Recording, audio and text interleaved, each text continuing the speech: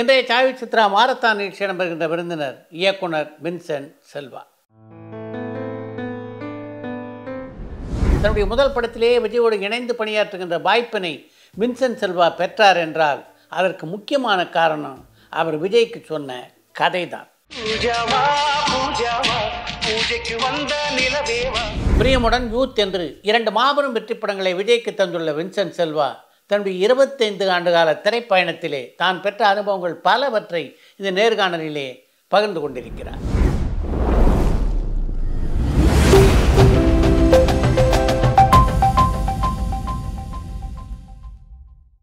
வணக்கம். வணக்கம் சார். ஒளிப்பதிவாளர் ஆகணும் அப்படின்ற ஆசையை உங்கள் மனதில் விதைச்சது யார்? வின்சென்ட் மாஸ்டர் தான் சார். அதுதான் full and full Vincent master தான். அந்த பீரியடில் வந்து பார்த்தீங்கன்னா இப்போ இருக்கிற வெஸ்டர்ன் குரூப் அவங்க தான் இன்றைக்கி. ஏகே மூர்த்தின்றவர் பார்த்தோன்னா காக்கி ஸ்கேபுல் அப்படி இப்படின்ட்டு ஒரு படங்களில் பண்ண பெரிய கேமராமேனு. ஆனால் தமிழில் பார்த்தீங்கன்னா இவர் தான் சார் தான். அவருடைய பிளாக் அண்ட் ஒயிட் ஃபிலிம் பார்த்தீங்கன்னா சினிமட்டோகிராஃபி அந்த படங்கள் அது கூட எங்கள் வீட்டு பக்கத்தில் இருக்கிறவங்க எல்லாரும் அவர் படத்தை போய் விரும்பி வைப்பா. எதுக்கு அது போய் பார்க்குறாங்க நான் அப்படி தான் போய் ஆரம்பித்தேன். அதுக்கப்புறம் ஸ்டில் கேமரா எடுக்க ஆரம்பிச்சேன். எனக்கு ஃபுல் அண்ட் ஃபுல் காரணம் அவர் தான், வின்சென்ட் மாஸ்டர் தான். அதனால தான் என் பேர் செல்வா, வின்சென்ட் செல்வா சேர்த்துக்கிட்டீங்க. ஒரு ஒளிப்பதிவாளர் ஆகணும் அப்படின்ற உங்களுடைய கனவை உங்கள் வீட்டில் சொன்னபோது என்ன வருந்தது அவங்க ரியாக்ஷன்? ஆக்சுவலாக நான் ஃபிலிம் இன்ஸ்டியூட் ஜாயின் பண்ணதே வீட்டுக்கு தெரியாது சார்.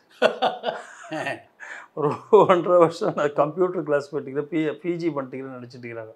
1.5 இயர்ஸ்க்கு அப்படி தான் வீட்லேயே சொன்னேன். ரொம்ப ஷாக் ஆகிட்டாங்க. சினிமா போகிறேன் எதுவுமே தெரியாது. எங்கள் வீட்டுக்கு சினிமாவுக்கு சம்பந்தமே இல்லை. எங்கள் அண்ணன் சொல்லிட்டாரு, நான் ஃபேமிலியை நான் பார்த்துட்டு ஒன்றும் பிரச்சனை இல்லை, முடிச்சுட்டு நீ கிளம்பு அப்படின்ட்டாரு. அப்படி தான் என் லைஃப் ஆரம்பிச்சு. எப்படி இருந்தது திரைப்பட பயிற்சி கல்லூரி அனுபவம்? அதை நான் ஜாயின் பண்ண வச்சது வின்சென்ட் மாஸ்டர் தான். அவர் சொன்னார், நான் அவர்கிட்ட சொன்னேன் இது மாதிரி எல்லாம் உங்கள் படத்தை பார்த்தேன், இன்ஸ்பயர் ஆகி நான் அவரை பார்த்து பேசிட்டேன். அவர் வீட்டில் தான் இருப்பார், படங்கள்லாம் பண்ணுறதில்ல. அப்பப்போ ஸ்பெஷல் எஃபெக்ட்ஸ் மட்டும் போயிருந்தார். அப்போ சொன்னேன். அவர் தான் சொன்னார், you go and join in institute அப்படின்னாரு. நீ இன்ஸ்டியூட் ஜாயின் பண்ணிட்டு அதுக்கப்புறம் நீ வா அப்படின்னு சொன்னார். அவர் சொன்னதுனால தான் நான் இப்போ இன்ஸ்டியூட்டில் ஜாயின் பண்ணேன். ஆக்சுவலாக என்னன்னாக்கா எனக்கு கிடைச்சது கோர்ஸ் பார்த்தோன்னா டைரக்ஷன் தான். ஆனால் நான் இப்போது சினிமட்டோகிராஃபியில் தான் இருப்பேன். 15 பேர் தான் ஒரு கிளாஸில் இருக்க முடியும். ஆனால் அது மீறி என்ன ஒன்றாக்கா என்ன ஒரு ஆள் எக்ஸ்ட்ரா எடுத்துட்டாங்க, செல்வா. ஏன்னா ஃபுல் அண்ட் ஃபுல் சினிமட்டோகிராஃபி மேலே இன்ட்ரெஸ்ட் இருக்கிறேன் அப்படின்றனால நான் சினிமட்டோகிராஃபி தான் அட்டன் பண்ணுவேன். அந்த கிளாஸில் தான் இருப்பேன். அப்படி தான் என் லைஃப் ஸ்டார்ட் ஆகிடுச்சு. அப்படி இருந்து எப்படி டைரக்ஷனுக்கு பாதை மாறினீங்க? இன்ஸ்டியூட்டில் ஒரு ஷார்ட் ஃபிலிம் பண்ணேன் சார். உங்களுக்கு தெரியும், அந்த ஷார்ட் ஃபிலிம் பார்த்தீங்கன்னா மண்ணில் இந்த கதல் நான் பண்ண ஒரு லவ் ஸ்டோரி. ஒரே ஒரு இண்டிவிஜுவல் கேரக்டர் தான், ஒரு லவ். அது லெனி சார் பார்த்தாரு. லெனி சார் அதை பார்த்துருக்காரு. யார் அந்த பையனை என்னை பார்க்க சொல்ல நாளைக்கு அப்படின்னாரு. அப்புறம் நான் போய் பார்க்க போயிருந்தபோது சரி ஒன்று செய்ய, நாளைக்கு சத்யஜோதி தியாகராஜ் சார் வருவார், உன்னோட ஷார்ட் ஃபிலிம் பார்க்கணுன்னாரு. நான் சொல்லியிருக்கிறேன் அப்படின்னாரு. அதை பார்த்த உடனே சத்யஜோதி சாருக்கு ஃபோன் பண்ணி சொல்லிட்டார். அப்போது அவரும் கிரேசி மோகன் சாரும் வராங்க அந்த ஷார்ட் ஃபிலிம் பார்க்கறதுக்கு. பார்த்துட்டு சொல்லிட்டாரு, நம்ம கம்பெனிக்கு நீங்கள் படம் பண்ணுறீங்க சத்யஜோதியில். ஆமாம், இம்மிடியட் தியாகராஜ் சொல்ல இம்மிடியட்டாக. அதுவும் நாங்கள் இன்ஸ்டியூட்லேருந்து முடிச்சு அப்போ தான் முடிச்சு ஒரு 4-5 வருஷம் 6 வருஷம் கழிச்சு கஷ்டப்பட்டு தான் ஒரு டேரக்டர் ஆக முடியும். அவ்வளோ சீக்கிரம் வர முடியாது, உங்களுக்கு தெரியும். தான் படிப்பை முடிச்சிருக்கீங்க. ஆமாம், முடிக்கிறேன். உடனே சொன்னேன், எனக்கு ஒன்றுமே புரியல. எங்கள் இன்ஸ்டியூட்டில் பயங்கர பரவிச்சு அது. அப்புறம் நான் லெனி சார்கிட்ட சொன்னேன், சார் நான் சார்கிட்ட போய் ஜாயின் பண்ணோம், ஏன்னா ஒரு டேரக்டர்கிட்ட ஜாயின், நீ ஒன்றும் ஜாயின் பண்ணதில்லை, நீ போ வேலையை பாரு, உனக்கு தெரியும். சரி எனக்கு தெரியும், நீ போ அப்படின்ட்டு. ஆனால் நான் விடாப்படியாக சினிமட்டோகிராஃபி தான் பண்ணுவேன்னு இருந்துக்கேன். அப்போ இருந்தேன் நான் அவர்கிட்ட சொன்னேன், நான் சினிமட்டோகிராஃபி பண்ண போகிறேன் அப்படின்ட்டு. ஒரு நாள் திடீர்னு ஒன்று ஃபோன் அடித்தேன், நீ எங்கே இருக்கிற இங்கே வா அப்படின்னு. நாங்கள் போனால் பாலுமகேந்திரா சார் சொன்னார், பாரு பண்ண ஷார்ட் ஃபிலிமு மனித ரொம்ப நல்லா இருக்குது, லவ் ஸ்டோரி பண்ணியிருக்கான், ஆனால் டைரெக்ஷன் தான் அது சினிமட்டோகிராஃபி பண்ணுறாரு. அவர் தான் சொன்னார், பாலுமகேந்திரா சார், நீ சினிமட்டோகிராஃபி எப்போ உன்னுடைய படத்துக்கு நீ பண்ணிக்கலாம், டைரெக்ஷன் அவ்வளோ லெனி சார் உங்களை பற்றி ரொம்ப ஸ்ட்ரெஸ்ஸாக சொல்கிறாரு, நீ டைரெக்ஷன் ஜாயின் பண்ணு அப்படின்ட்டு. அப்படி ஆரம்பிச்சது லைஃப் தான். சினிமட்டோகிராஃபிலேருந்து இப்படி திரைப்படத்தில் பாலுமகேந்திராவுக்கு முக்கிய பங்கு உண்டு. ஆமாம் சார், கண்டிப்பாக அவர் தான் ஸ்ட்ரெஸ் பண்ணார். எப்போ சினிமட்டோகிராஃபி பண்ணிக்கலாம் செல்வா, டைரெக்ஷன்றது சாதாரண, நீ சினிமட்டோகிராஃபி பண்ணலாம், ஆனால் எப்போ ஒன்றா டைரெக்ஷன் பண்ண முடியாது அப்படின்னு.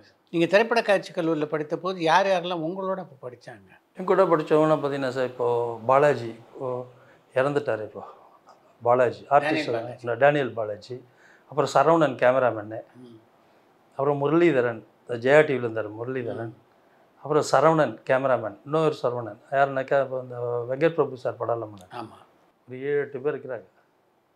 எல்லாம் எங்கள் சைடு. ஆனால் எல்லாமே பூபதி, எஸ்கே பூபதி கேமராமேன். எல்லாமே கேமரா சைடில் தான் இருந்தாங்க. டைரக்ஷன் சைடில் வந்து பார்த்தீங்கன்னா நான் மட்டும் தான் அந்த இடத்துல இருந்துச்சு. அப்புறம் ராஜபாண்டின்னு ஒருத்தர் பண்ணிருந்தோம், ராஜபாண்டி. இப்போ அவன் ஒரு படம் பண்ணியிருந்தான். விஜயனுடைய நண்பர்கள்கிட்ட கதை சொல்லக்கூடிய வாய்ப்பு எப்படி அமைஞ்சது உங்களுக்கு? அப்போது நான் விஜயனுடைய ஃப்ரெண்ட்ஸ் எல்லாருக்கும் வந்து அட்வர்டைஸ்மெண்ட்லாம் பண்ணிகிட்டு இருந்தேன் சார். ஓ, ஆட்ஸ்லாம் பண்ணியிருந்தேன். அவங்க இப்போ சீரியல்லாம் பண்ணலான்னு ஐடியா இருந்தாங்க. சரி நாங்களும் சீரியல்லாம் பண்ணலான்னு அப்படின்னு இந்த விஷயம் பண்ணிட்டு இருக்கும்போது விஜய் ஃப்ரெண்ட்ஸ் எல்லாருமே தெரியும் எனக்கு. விஜய்கிட்ட படம் பார்த்துட்டு வந்து பார்த்தீங்கன்னா பயங்கரமாக கொஞ்சம் ஓட்டுவாங்க பசங்க குரூப்பில். அந்த குரூப்பில் ரொம்ப கரெக்டாக பண்ணக்கூடிய அவங்க தான். அவங்க தான் பயங்கர ஓட்டிகிட்டு இருப்போம். அவங்கக்கிட்ட ஒரு நாள் நான் வந்து ஒரு லைன் சொன்னேன், சூப்பராக இருக்கு, நான் விஜய் வருவாப்பில், நான் சொல்கிறேன் ஜி எப்படியா சொதப்பிடாதீங்க நீங்கள், நான் எப்படியாவது உட்கார வச்சுடுறேன் அப்படின்ட்டாப்புல. அப்புறம் விஜய்கிட்ட வந்து என்ன சொல்லிக்கிறேன்னா இது மாதிரி வந்து செல்வா இருக்கா சொன்னாப்புல. அப்போது வந்து என்னக்கா சூர்யாவும் வருவாப்புல அந்த இடத்துல. சூர்யா விஜய் எல்லாம் வருவாப்புல, கார்த்தியும் வருவாப்புல. கார்த்தி வந்து அவருக்கு வண்டி விட்டுப்புல குட்டாக இருப்பாப்புல கார்த்தி அசை. அப்போது அவர்கிட்ட சொல்கிறாங்க, ஒரு கதை ஒன்று கேட்டேன், நல்லா இருக்கு கதை, என்னோட ஜஸ்ட் ஒரு 5 மினிட்ஸ் வச்சோம், நல்லா இருக்கு, நான் கேட்டேன் ரொம்ப நல்லா இருக்கு, நீ பண்ண நல்லா இருக்குடா அப்படின்னு ஸ்ட்ரெஸ் பண்ணுறாங்க. யார் அதை இனிஷியேட் பண்ணது? ரொம்ப சஞ்சய் சஞ்சய் சஞ்சய் சஞ்சய் நம்ம அப்புறம் ஸ்ரீநாத் எல்லாம் கும்பல் இருக்காங்க. எங்கள் ஃப்ரெண்டு மனோஜ் 3 பேர் இருக்கிறாங்க. 3 பேர் ஆனால் இருக்கிற ஃப்ரெண்ட் ஒருத்தர் சுஜய் உங்களுக்கு தெரியும் எனக்கு. அவர் தான் ரொம்ப சுஜய் சொன்னால் விஜய் கொஞ்சம் அப்படி கேட்பார். ஏன்னா சுஜய் அவ்வளோ சீக்கிரம் இது பண்ணுவோம். அவர் டாக்டர், அவர் கிளாஸ்மேட் ஃப்ரெண்டு. அவர்கிட்ட நான் போயிட்டு என்ன பண்ணுறாருனாக்கா அது ஸ்ட்ரெஸ் பண்ணி சொல்லிட்டாங்க, விஜய் சார் வந்தார், ஆனால் எனக்கு ஒரு 7 படம் இருக்குது. இப்போ படம்லாம் பண்ண முடியாது, தப்பாக வச்சுக்குதான் சொல்கிறாங்களே. ஆமாம், பசங்க எதுவும் ஓட்டுறாங்க, ஏன்னா நம்ம படத்தில் பயங்கரம் ஓட்டானுங்க, அவங்க கதை எப்படி சொல்லுவாங்கன்றதுக்காக தான் அவங்களே நல்லா இருக்குன்னு சொல்லும் போது எப்படின்னு கேட்கலாம் தான் நான் வந்தேன் அப்படின்னாரு. விஜய் நான் அப்புறம் மாடியில் போ, பசங்க சொன்னாங்க மாடியில் போ அப்படின்னாரு. நானும் போனேன். ஃபர்ஸ்ட் சந்திப்பு இல்லையா விஜயோட? விஜய் வந்து என்ன சார், அப்போ நாங்கள் அந்த ஆடு இந்த சீரியல் பற்றி போனோம். விஜய் சூர்யா எல்லாம் அங்கே வந்துட்டு போயிட்டு இருப்பாங்க. ஓ, முன்னாடியே அவர் பார்த்துருக்கேன். ஆனால் அவர் ரொம்ப பேச மாட்டார், உங்களுக்கு தான் தெரியுமே. விஜய் சார் யாரும் உடனே அறிமுகம் உடனே பேச மாட்டார், அப்படியே ஒரு சின்ன ஸ்மைலிங்கோடு தான் போயிட்டு இருப்பார். விஜய் சார் தான் சேர்லாம் எடுத்து போடுறாரு எனக்கு. அங்கே சேர்லாம் அடிக்கிறது ஒரு சேர் போட்டார், நான் பார்த்து அப்படி நின்று பார்க்குறேன். அப்படிதான் அப்போல்லாம் விஜய் சைடு எனக்கும் பெரிய அளவில் இன்ஸ்டியூட் பிடிச்சிட்டு வந்தோம். எனக்கு என்னோட கதையெல்லாம் பெருசாக எக்ஸ்பிரஸ் பண்ணி சொல்லலாம் தெரியாது எனக்கு. நான் சொன்னேன் சார் இந்த மாதிரி ஒரு லைன் இருக்கு, நான் லைன் சொல்கிறேன், ஒரு இன்டர்வல் பிளாக் வரும்போது முடித்த உடனே நீங்கள் நல்லா இருந்தால் சொன்னால் நான் செகண்ட் ஹாஃப் சொல்கிறேன், ஆனால் நீ நல்லா இருந்து சொல்லிட்டீங்கன்னா எனக்கு படம் பண்ணோன்னு நல்ல கண்டிஷன்.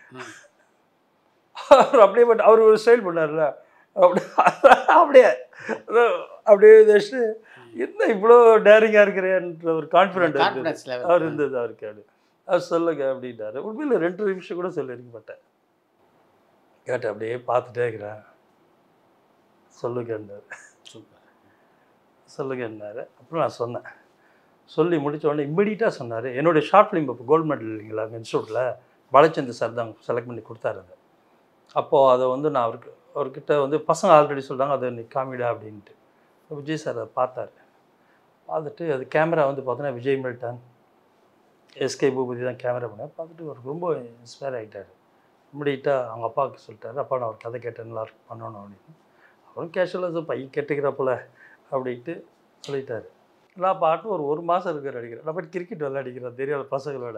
அப்புறம் அதை பற்றி ஒன்றும் பேச்சுவார்த்தையே கிடையாது.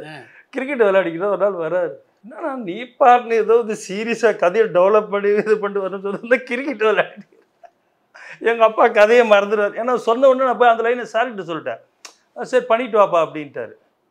என்ன விஜய் வந்து ஸ்ட்ரெஸ் பண்ணிட்டார். எனக்கு இந்த கதை எனக்கு எஸ்எஸ்சிட்ட சொல்லிட்டீங்க? எஸ்எஸ்சிட்ட லைன் தான் சொன்னேன். நான் தான் ஒரு நான் ஒரு 5 நிமிஷம் கூட இருக்கேன் அந்த லைன் சொன்னது. லைனை ஃபுல்லாக டெவலப் பண்ணி சொன்னேன். என்னென்ன ஆச்சு, எங்கள் அப்பா கதையை மறந்துருப்பாருண்ணா என்னென்னு அப்படின்னு சொன்னார் விஜய் சார். சரி அப்புறம் எனக்கு நான் டெவலப் பண்ணி ஃபுல்லாக முடிச்சு போய் கதை சொன்னோடனே அப்போது 7 படம் எப்படி பண்ணுறதுன்னு தெரியல. அப்போது எஸ்எஸ்சி சார் வந்து ஒரு படம் வந்து எல்எம்எம்காக ஒரு படம் பண்ணுறாங்க. 2 நாளில் வந்து அது வந்து பூஜை போட்டு கம்போசிங் ஆரம்பிக்கிறாங்க. அப்போது விஜய் என்ன சொல்லிட்டாருன்னா அவங்க அப்பா கிட்ட, அப்போ தயவுசெய்து தப்பாக நினச்சிக்காத, நான் யார்கிட்டையும் போய் இதை ஸ்ட்ரெஸ் பண்ண முடியாது, எந்த கம்பெனிலையும் கேட்க முடியாது, இப்போ எல்எம்எம்ல அவங்ககிட்ட சொல்கிறேன், இல்லை அவங்க ஒத்துக்க மாட்டாங்க அப்படின்னு, நான் சொல்கிறேன் அவங்ககிட்ட அப்படின்ட்டு சொல்லிட்டு நீங்கள் டைரெக்ஷன் வேலை வேறு படம் பண்ணிங்க, இந்த படம் வின்சென்ட் செல்வா பண்ணிட்டு அந்த படம் எஸ்எஸ்சி பண்ணுறதா இருந்தது. எஸ்எஸ்சி 2 நாளில் composing sir, note understand shooting sir. அந்த நிலைமையில் அதை ரத்து பண்ணுறாரு. எல்லாத்தையும் கேன்சல் பண்ணிட்டாரு. அருமை. என்கிட்ட விஜய் சொல்கிறாரு, யார் கேமரா பண்ணல, எல்லா டீம் நீ யார் வேணால் போடு இந்த படம் எனக்கு. ஏன்னா அது பிரிவில் வந்து நெகட்டிவாக விஜய் ஃபஸ்ட் டைம் பண்ணுறதுனால அவர் வந்து அந்த ஷாருக் கான் படம் பயங்கர கிரேஸ். எனக்குள்ளுக்கு ஷாருக் கான் பிடிக்கும், விஜய்க்கு ரொம்ப பிடிக்கும் ஷாருக் கான். எனக்கு தரு பாஷிகர்லாம் பயங்கரமாக அந்த இப்போ ஹிந்தி ஃபீல்டில் பயங்கர லெவல் போயிட்டு இருக்கிற டைமில் நாங்கள் இந்த படம் பண்ணுறோம். அப்போது என்ன வேணா யார் வேணா கேட்கலாம் அப்படின்னு. அப்புறம் எஸ்எஸ்சி சார் வந்து ஒரு டீம் செட் பண்ணி வச்சார். அதே டீமை வச்சு தான் இந்த படத்தை பண்ணோம். ஆனால் கேமராமேன் மட்டும் விடாப்படியாக சொல்லிட்டேன், எனக்கு விஜய் மில்டன் தான்.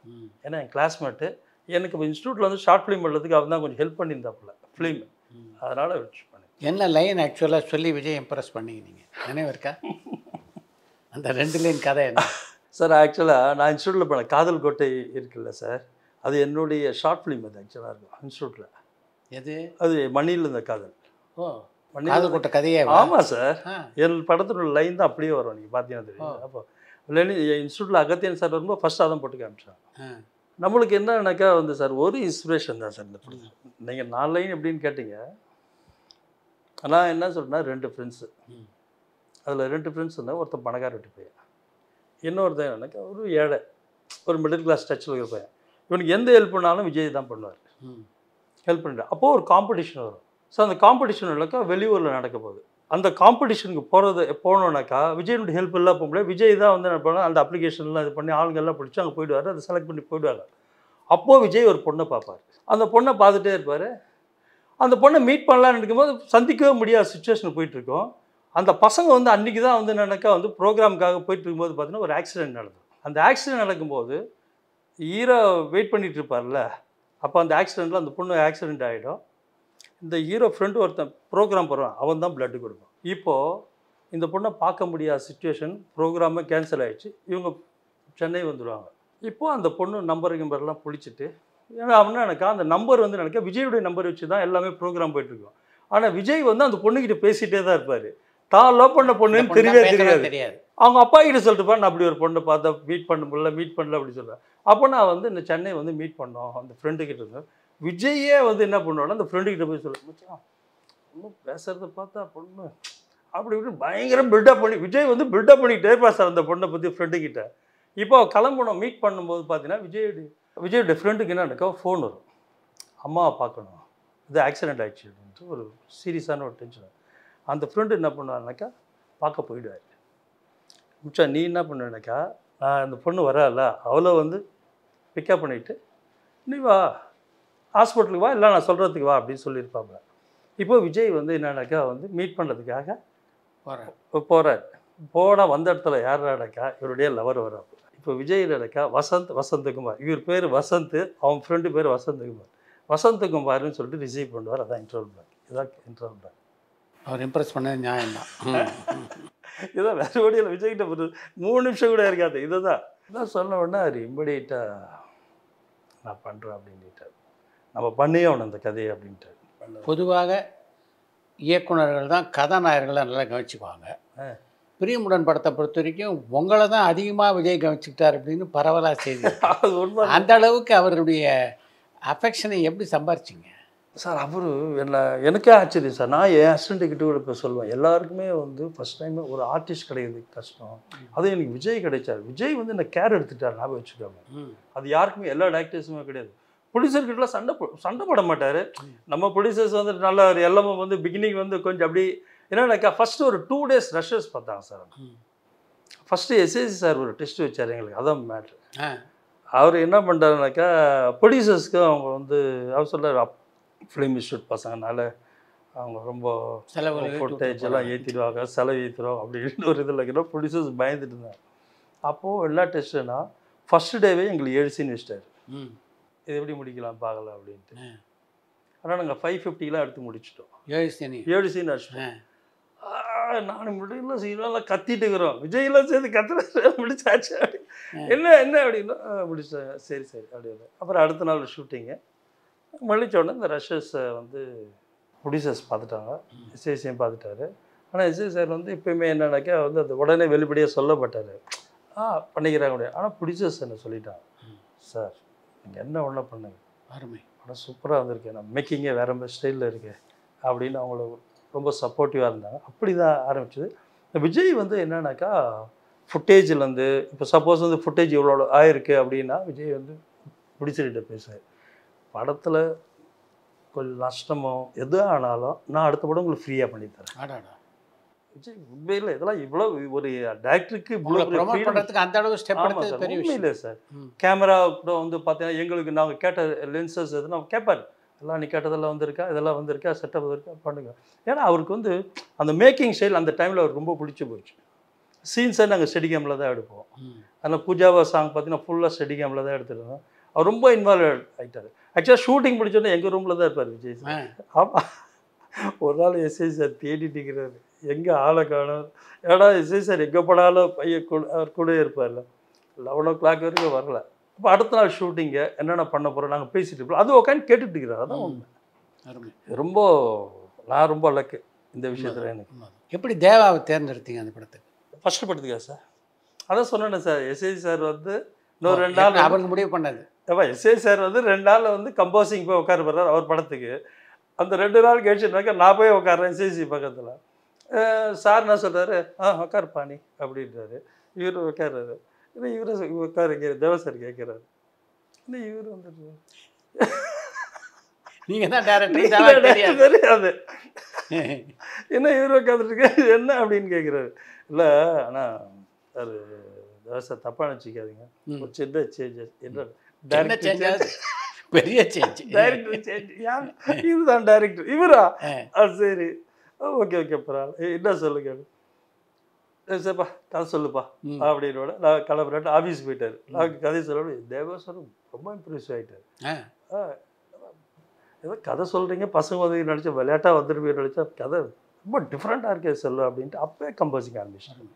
அந்த படத்துடைய படப்பிடிக்கும் போது தான் விஜய்க்கு ஒரு சின்ன ஆக்சிடென்ட் நடந்தது. என்ன ஆச்சு? அப்போ மாஸ்டர் வந்து கொஞ்சம் மூமெண்ட்லாம் கொஞ்சம் ஹெவியாக கொடுத்துட்டாரு. ஹெவியாக கொடுத்துருக்கும் போது பார்த்தீங்கன்னா அவர் ஆடிட்டே இருந்தார். பட்டுன்னு ஒரு மாதிரி இது பிடிச்சி விழுந்து இதாகிட்டார். நான் எல்லாருமே பயந்துட்டோம். படுத்துகிட்டே இருக்காரு, எல்லோரும் ப்ரேயர் பண்ணோம், இது பண்ணுறோம். ஏன்னா அவரால் வந்து ஒரு வலி சார், பெயின் விஜய்க்கு பயங்கர. இப்போ இல்லை வீட்டில் ரூமில் பார்க்க போனால் அவரால் சொல்கிறாரு முடியவே இல்லை, நான் இதை லைஃபே போயிடுச்சு அப்படின்ற அளவுக்கு அவர் நடிச்சார். இல்லை கடவுள் விடயத்தில் நல்லபடியாக வந்துட்டார். இதே பிரச்சனைகளுக்கு என்ன அப்படின்னாக்கா கரெக்டாக இன்னொரு சாங் யூத் அப்போ ஆழ்த்தோட்ட பூபதி மாஸ் வைக்கிறார். அதேமாரி மூமெண்ட் இதை விட டபுள் மடங்கு தினேஷ் இல்லை? ஆமாம் வைக்கிறாரு மூமெண்ட்டு. நான் சொன்னேன் ஐயோ இப்போதான் நான் வந்துருக்குறேன், நீ வேற ஃபஸ்ட்டு சாங் பண்ணுற, உன்னுடைய டேலண்ட்லாம் இதில் காட்டணுன்ட்டு இதெல்லாம் ஒன்றும் காட்ட தேவையில்ல. அவர் சிம்ரான் பார்த்தா ஒரு பக்கம் வந்து அடி மிரட்டிட்டு இருக்குது, இறங்கி குத்துன்னு ஆடுறாப்புல சார். விஜய் இதை பார்த்துட்டே இருக்கிறாரா? பார்த்த உடனே இல்லை நான் இன்னைக்கு மூணுண்ணே அது பண்ணிடலாண்ணே இல்லை வேணாச்சு, இல்லை நான் பண்ணலாண்ணே அப்படின்ட்டு 2 பேரும் இறங்கி என்னென்ன சார் இறங்கி இது பண்ணணும் சார். அது சிம்ரான்லாம் நீங்கள் பார்த்துக்கணும் இறங்கி இப்படி பிரில்லியன்ட். ஆமாம் சார். முதல் படத்துடைய படப்பிடிக்கும் போது விஜயோட பயணத்தில் உங்களால் மறக்க முடியாதுன்னு எதை சொல்வீங்க? கிளைமேக்ஸ் சார், என்னால் மறக்கவே முடியாது. கிளைமேக்ஸ் நாங்கள் என்ன பண்ணோன்னா அந்த பீரியடில் வந்து பார்த்தீங்கன்னா உங்களுக்கு ஃபுட்டேஜெலாம் வந்து 400 feet தான் கேனன். ஆமாம். அப்போ என்னன்னா மிச்சல் மட்டும் தான் 1000 feet இருக்கும் அந்த டைமில். அப்போ என்ன எனக்கா நாங்கள் 1000 feet வச்சு பண்ணணும்னு நான் இது பண்ணிட்டோம். இல்லைன்னா அது வந்து ஏன்னா ஒரே ஷாட்டில் எடுக்கிறோம். மிசான்சீன் மாதிரி பிளான் பண்ணிட்டாரு. ஆக்சுவலாக மிசான்சீனில் ஒரே ஷாட்டில் எடுக்கணும்னு நம்ம பிளான் பண்ணியாச்சு. அது 800 feet கிட்டத்தட்ட வருது. 800 அடி ஒரே ஷாட். ஆமாம் சார், ஒரே ஷாட்டில் எடுக்கணும். ஸ்டெடிகேம் வச்சுட்டோம். எங்கெங்கே பண்ண போகிறோம் என்ன எல்லாத்தையும் டிசைட் பண்ணேன். விஜய் கிட்ட வந்து எனக்கு இவனுக்கு வந்தாலும் ஏதோ ஒன்று புதுசாக ஏதோ ஒன்று திங்க் பண்ண ஏதோ ஒன்று பண்ணுறானுங்க அப்படி. அதனால பக்கத்துலேயே தான் இருப்பார்.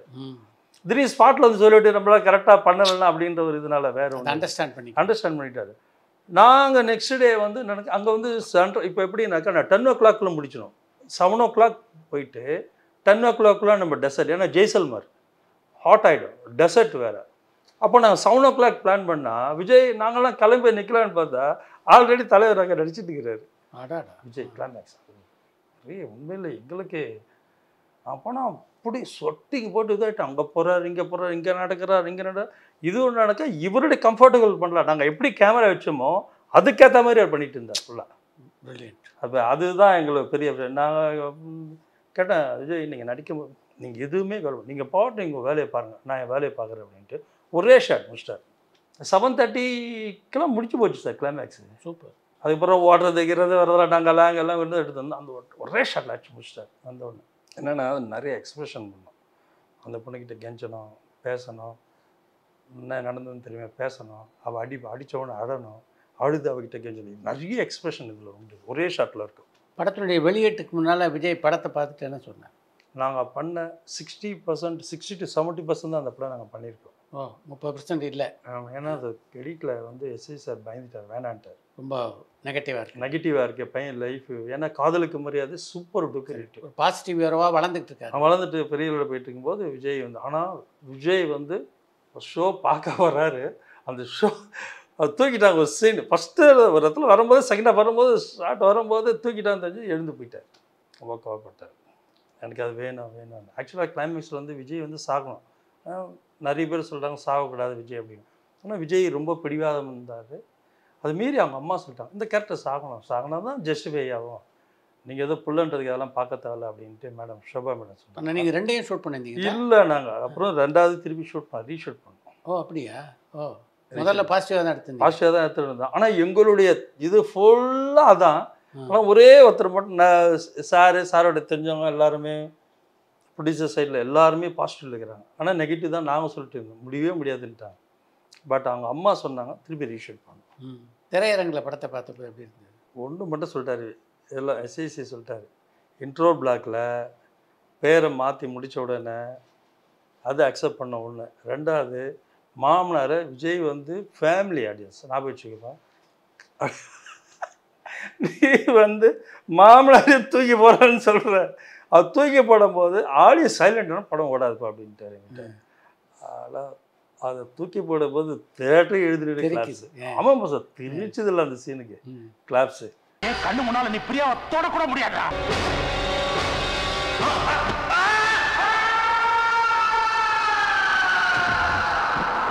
அது விஜய் வேறு அப்போ பிவாசு சார் கூட ஒரு இதில் சொல்லிட்டு இருந்தார், கரெக்டான அந்த சீனில் வந்து விஜய் ரொம்ப பர்ஃபெக்ஷனாக நடிச்சிருப்பார். தூக்கி போட்டவொன்னே ஒரு ரியாக்ட் பண்ணியிருப்பார். போனவொன்னே அப்படியே டப்பு அப்படி விஜய் அப்படியே ஒரு அவர் அறியாமல் ஒரு சின்ன கொடுத்துருப்பாரு. ரொம்ப நல்லா பண்ணியிருந்தார். பிவாஸ் சார் கூட அந்த ஃபஸ்ட்டு டே அந்த பிரியமணி ஃபங்க்ஷன் அப்போ சொல்லியிருந்தார். பேரை மாற்றினார்ல சார் விஜய், அதுலேருந்து எண்டு வரைக்கும் கிளாப் அடிச்சுட்டே தான் இருக்கு தேட்டரில். படத்துடைய வெற்றியை விஜயை நீங்களும் எப்படி கொண்டாடினீங்க? அவர் என்ன இப்படிட்ட யூத்து கொடுத்துட்டாரு. நான் வட்டக்கடி ரேங்க் பண்ணேன். அது முடித்த உடனே ஆனால் நம்ம அடுத்த படம் பண்ணோம், என்ன ஸ்டைலில் ஒன்றா பண்ணுங்கள், இதே டீம் தான் பண்ணணும் அப்படின்ட்டு நிறைய கதையை செட் பண்ணியிருந்தோம், செட் ஆகலை. அதுக்கப்புறம் யூத்து ஆரம்பிச்சிட்டோம். அப்படி தான். உங்களுடைய முதல் படத்துலேயே மீனா தான் கதாநாயகம் இருந்தது இல்லை உங்களுக்கு? கரெக்ட். அந்த படத்துக்கு வந்து மீனா தான் நடிக்கிறதா, அந்த மீனாவுக்கு ரொம்ப இன்ட்ரெஸ்ட் அதை பண்ணணும் அப்படின்ட்டு.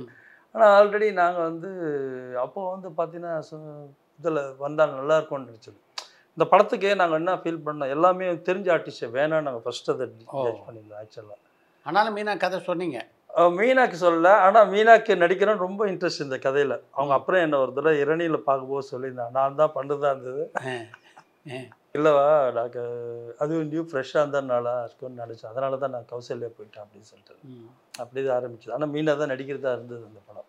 இரண்யன் பட அனுபவங்களை சொல்லுங்கள். அப்படின்னு எங்களுக்கு வந்து சார் நம்மளாம் எனக்கு தெரியும் இன்ஸ்டியூட்டில் என்ன அப்படின்னாக்கா பர்த்தாப்னேஷன்லேருந்து இன்டாலரன்ஸ்லேருந்து பார்த்தீங்கன்னா ஃபுல்லாக லாரன்ஸ் சாப்பர் அப்படி பார்த்த வளர்ந்த ஒரு இதான இன்ஸ்டியூட்டில் இருக்கிறாங்களே, அப்படி தான் படம் பண்ணணுன்னு ஆசைப்படுவேன்ல.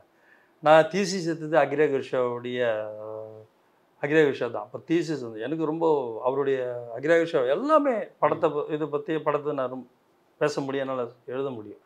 அப்போது அந்த செவன் சாம்ராய்லாம் ரொம்ப சேலஞ்சிங் ஃபிலிம், எக்ஸ்ட்ராடனரி இது. அது நிறைய சினிமோட்டோகிராஃபியாக நான் நிறைய அனலைஸ் பண்ணிக்கிறேன். ஆமாம் ஆமாம். அப்படி நீங்கள் சினிமோட்டோகிராஃபியில் பார்த்தீங்கன்னா ஒரு எவ்வளோ ஷாட் வந்து சஜஷன் வைப்பணும். சஜஷனில் பார்த்தீங்கன்னா எல்லா ஷாட்டில் சஜஷனில் 7 பேர் இருப்பாங்க. அது வைக்கவே முடியாது. ஒரு வீட்டுக்குள்ளே 7, நான் இங்கே வைக்கிறேன், அங்கே வைக்கிறேன், இங்கே வைக்கிறேன், எப்படி 7 இடத்துல 4 இடத்துல எப்படி 7 பேர் கம்போஸ் பண்ண முடியவே முடியாது.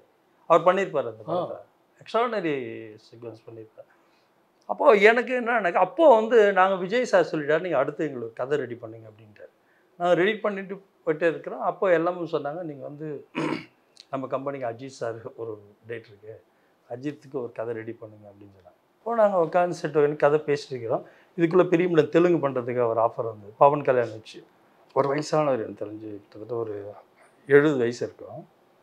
ஒரு அழுக்கு வெயிட்டு அழுக்கு சட்டைட்டு இது என்ன பார்க்கணும் டெய்லி வந்துட்டு இருக்கிறார். சொல்லுவேன் என்னப்பா என்ன பார்க்க அப்படின்னு வர சொல்ல பார்த்தீங்கன்னா இது மாதிரி தம்பி இரணியன்னு ஒரு கதை ஒன்று என்கிட்ட இருக்கேன்.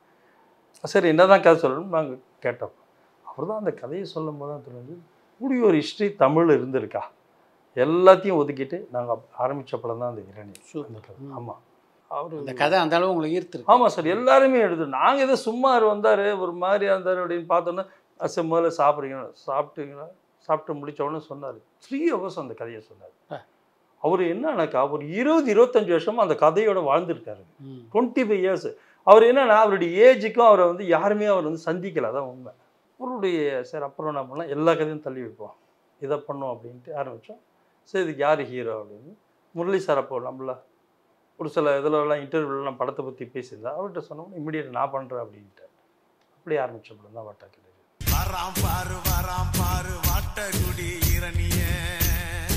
முரளி மீனாவோட அந்த படத்தில் பணியாற்றியது எப்படி இருந்தது? முரளி சார் கேட்கவே வேணாம். அவர் அப்பேற்பட அவர் ஃப்ரெண்ட்லி அப்படி ஒரு ஃப்ரெண்ட்லியான ஒரு ஹீரோ. அவர் என்னன்னாக்கா அதுவும் எங்களுக்கு இருந்தது இதுதான். ஏன்னா அவர் லவ்வபிள் ஹீரோ ஒரு பீரியடில். அதை அப்படியே நாங்கள் மாற்றணும் மீசை வந்தெல்லாம் எல்லாம் மாற்றி ஆல் ஓவர் செட்டப் பண்ணி போயிட்டது தான். அப்புறம் மீனா வந்து சொல்லிட்டாங்க, ஏன்னா அவங்க வந்து இப்படி ஒரு கேரக்டர் லைஃப்பில் பண்ணதே இல்லை அப்படின்னா. அதனால தான் அவங்க நான் 100% இந்த கேரக்டர் நான் பண்ணியே ஆகணும் சொல்லுவேன் அப்படின்ட்டு பண்ண ஒரு விஷயம். டைமிங்லாம் வந்து பார்த்தீங்கன்னா வந்து எல்லாருமே எல்லா ஆர்டிஸ்ட்டும் ரொம்ப எனக்கு எல்லா படத்தில் ஆர்டிஸ்ட் ரொம்ப அமைஞ்சுது அவங்க. என்னன்னாக்கா அது கதை இவ்வளோ பெரிய இதாக இருக்குது, நம்ம ஒரு நல்ல ஒரு டீம் அது ஒர்க் பண்ணிட்டு இருக்கிறோம், ஒரு யூத் டீம் நல்லா பண்ணிட்டு இருக்கிறதுனால வந்து ரொம்ப சப்போர்ட்டிவாக இருந்தாங்க எங்களுக்கு. இதில் என்னன்னா எங்களுக்கு பெரிய லெவலில் இந்த படத்தில் என்னென்னா முரளி நடிச்சிருக்கிறாங்க, அப்புறம் நம்ம வடிவேல் சார் நல்ல கேரக்டர் அதில் பண்ணியிருப்பார், எக்ஸ்ட்ரானரி கேரக்டர் அதில். ஆனால் ரகுவரன் சார் மறக்கவே முடியாது. ரகுவரன் தான் எனக்கு ஃபோன் பண்ணார் அந்த படம் முடித்த உடனே. அவருக்கு சொன்னார், சில்வா எனக்கு முதல்வன் வந்து அவார்டு கொடுத்துருக்காங்க, ஆனால் வெறும் முதல்வன் கொடுத்துருந்தா நான் சந்தோஷப்பட்டிருக்க மாட்டேன், முதல்வன் இரணியன்னு சொல்லி கொடுத்தாங்க அப்படின்னு அருமை ஃபோன் பண்ணார். அவர் தான் சார் அந்த படத்தில் ஹீரோ. அந்த கேரக்டரை யாரும் பண்ணவே முடியாது. நிறைய பேர் வந்து அந்த படம் பார்த்த உடனே அதை தான் பண்ணிச்சுவாங்க. நானும் அதான் சொல்லுவேன், ஒரு படம் வந்து என்னன்னாக்கா வந்து இப்போ ஷோலே என்னக்கா கப்பர் சிங்கெல்லாம் ஷோலேவே கிடையாது. உண்மைதான். நான் தான் சொல்லுவேன், வேறு எல்லாருடைய பாயிண்ட் ஆஃப் வியூலையும் கதை சொல்ல தெரியும். ஒரு கதைனாக்கா ஷோலே நீங்கள் பார்த்தீங்கன்னா உங்களுக்கு தெரியும் எல்லாருடைய பாயிண்ட் ஆஃப் வியூலையும் நீங்கள் கதை சொல்லலாம்.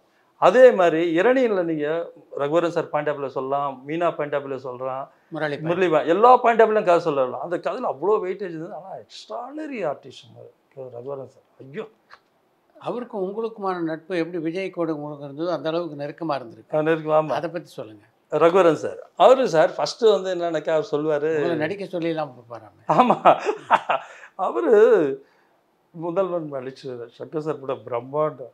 நாங்கள் போட செட்டு சின்ன செட்டப்பு ஊரில் இருக்கிற பானைங்கிடலாம் கூட செட்டப்பில் வந்து ரெடி பண்ணி வச்சுட்டு வீட்டில் இருந்தால் தூக்கிட்டு வந்து வைப்பாங்க கேமராமேன். அந்த அர்ஜென்ட்டுக்கு வேறு ஒன்றும் இல்லை, இப்படி வந்து படம் பண்ணுறேன் நான் இங்கே வந்தால் நீ வந்து உன்னுடைய தாட்டு உள்ளே பேசியிருக்கு.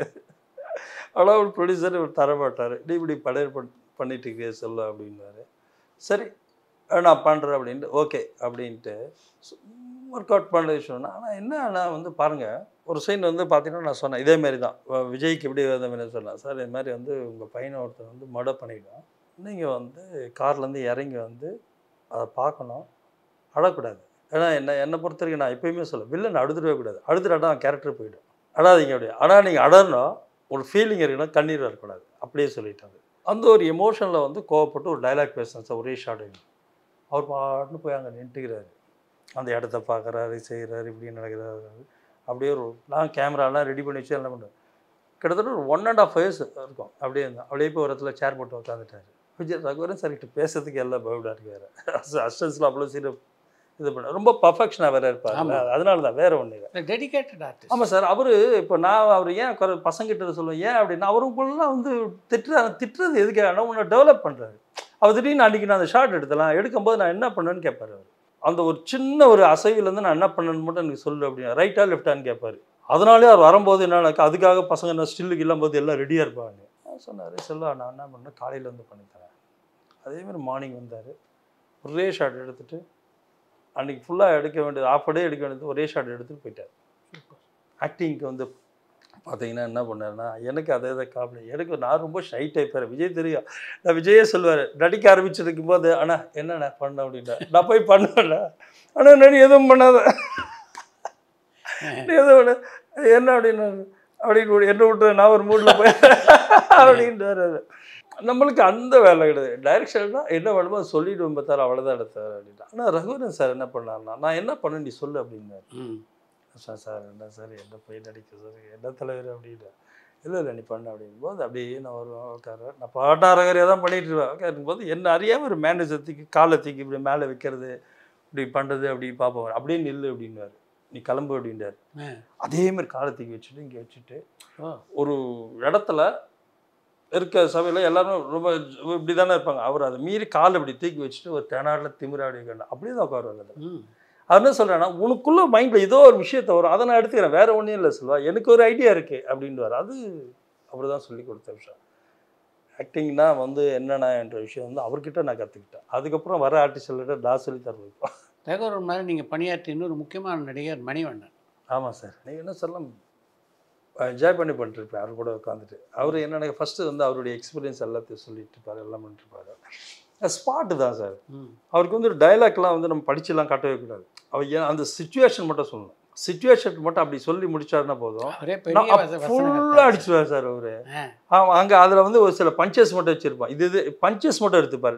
நம்மளுக்கு என்ன தேவைன்ற பஞ்சஸ் மட்டும் கேட்டுருவார். சரி இங்கே நான் பேசணுமா இது பேசினேன் அப்படின்றது. ஓகே ரெடி ஆனால் பக்கத்தில் இருக்கிற எல்லாருக்கும் டென்ஷன். ஏன்னா மற்றவங்க எல்லாரும் பேப்பரை பார்த்துருக்காரு, இவர் பேசுறது கவுண்டர் அடிக்கிறோம். அதில் ஒரே ஒரு ஆள் யார் எனக்கா பயங்கரமாக கவுண்டர் கொடுப்பாரு, விஎம் சனீபா. ஐயோ விஎம் சனீபா இவர் என்ன பேசுனா டப்புன்னு அடிச்சுடுவார்.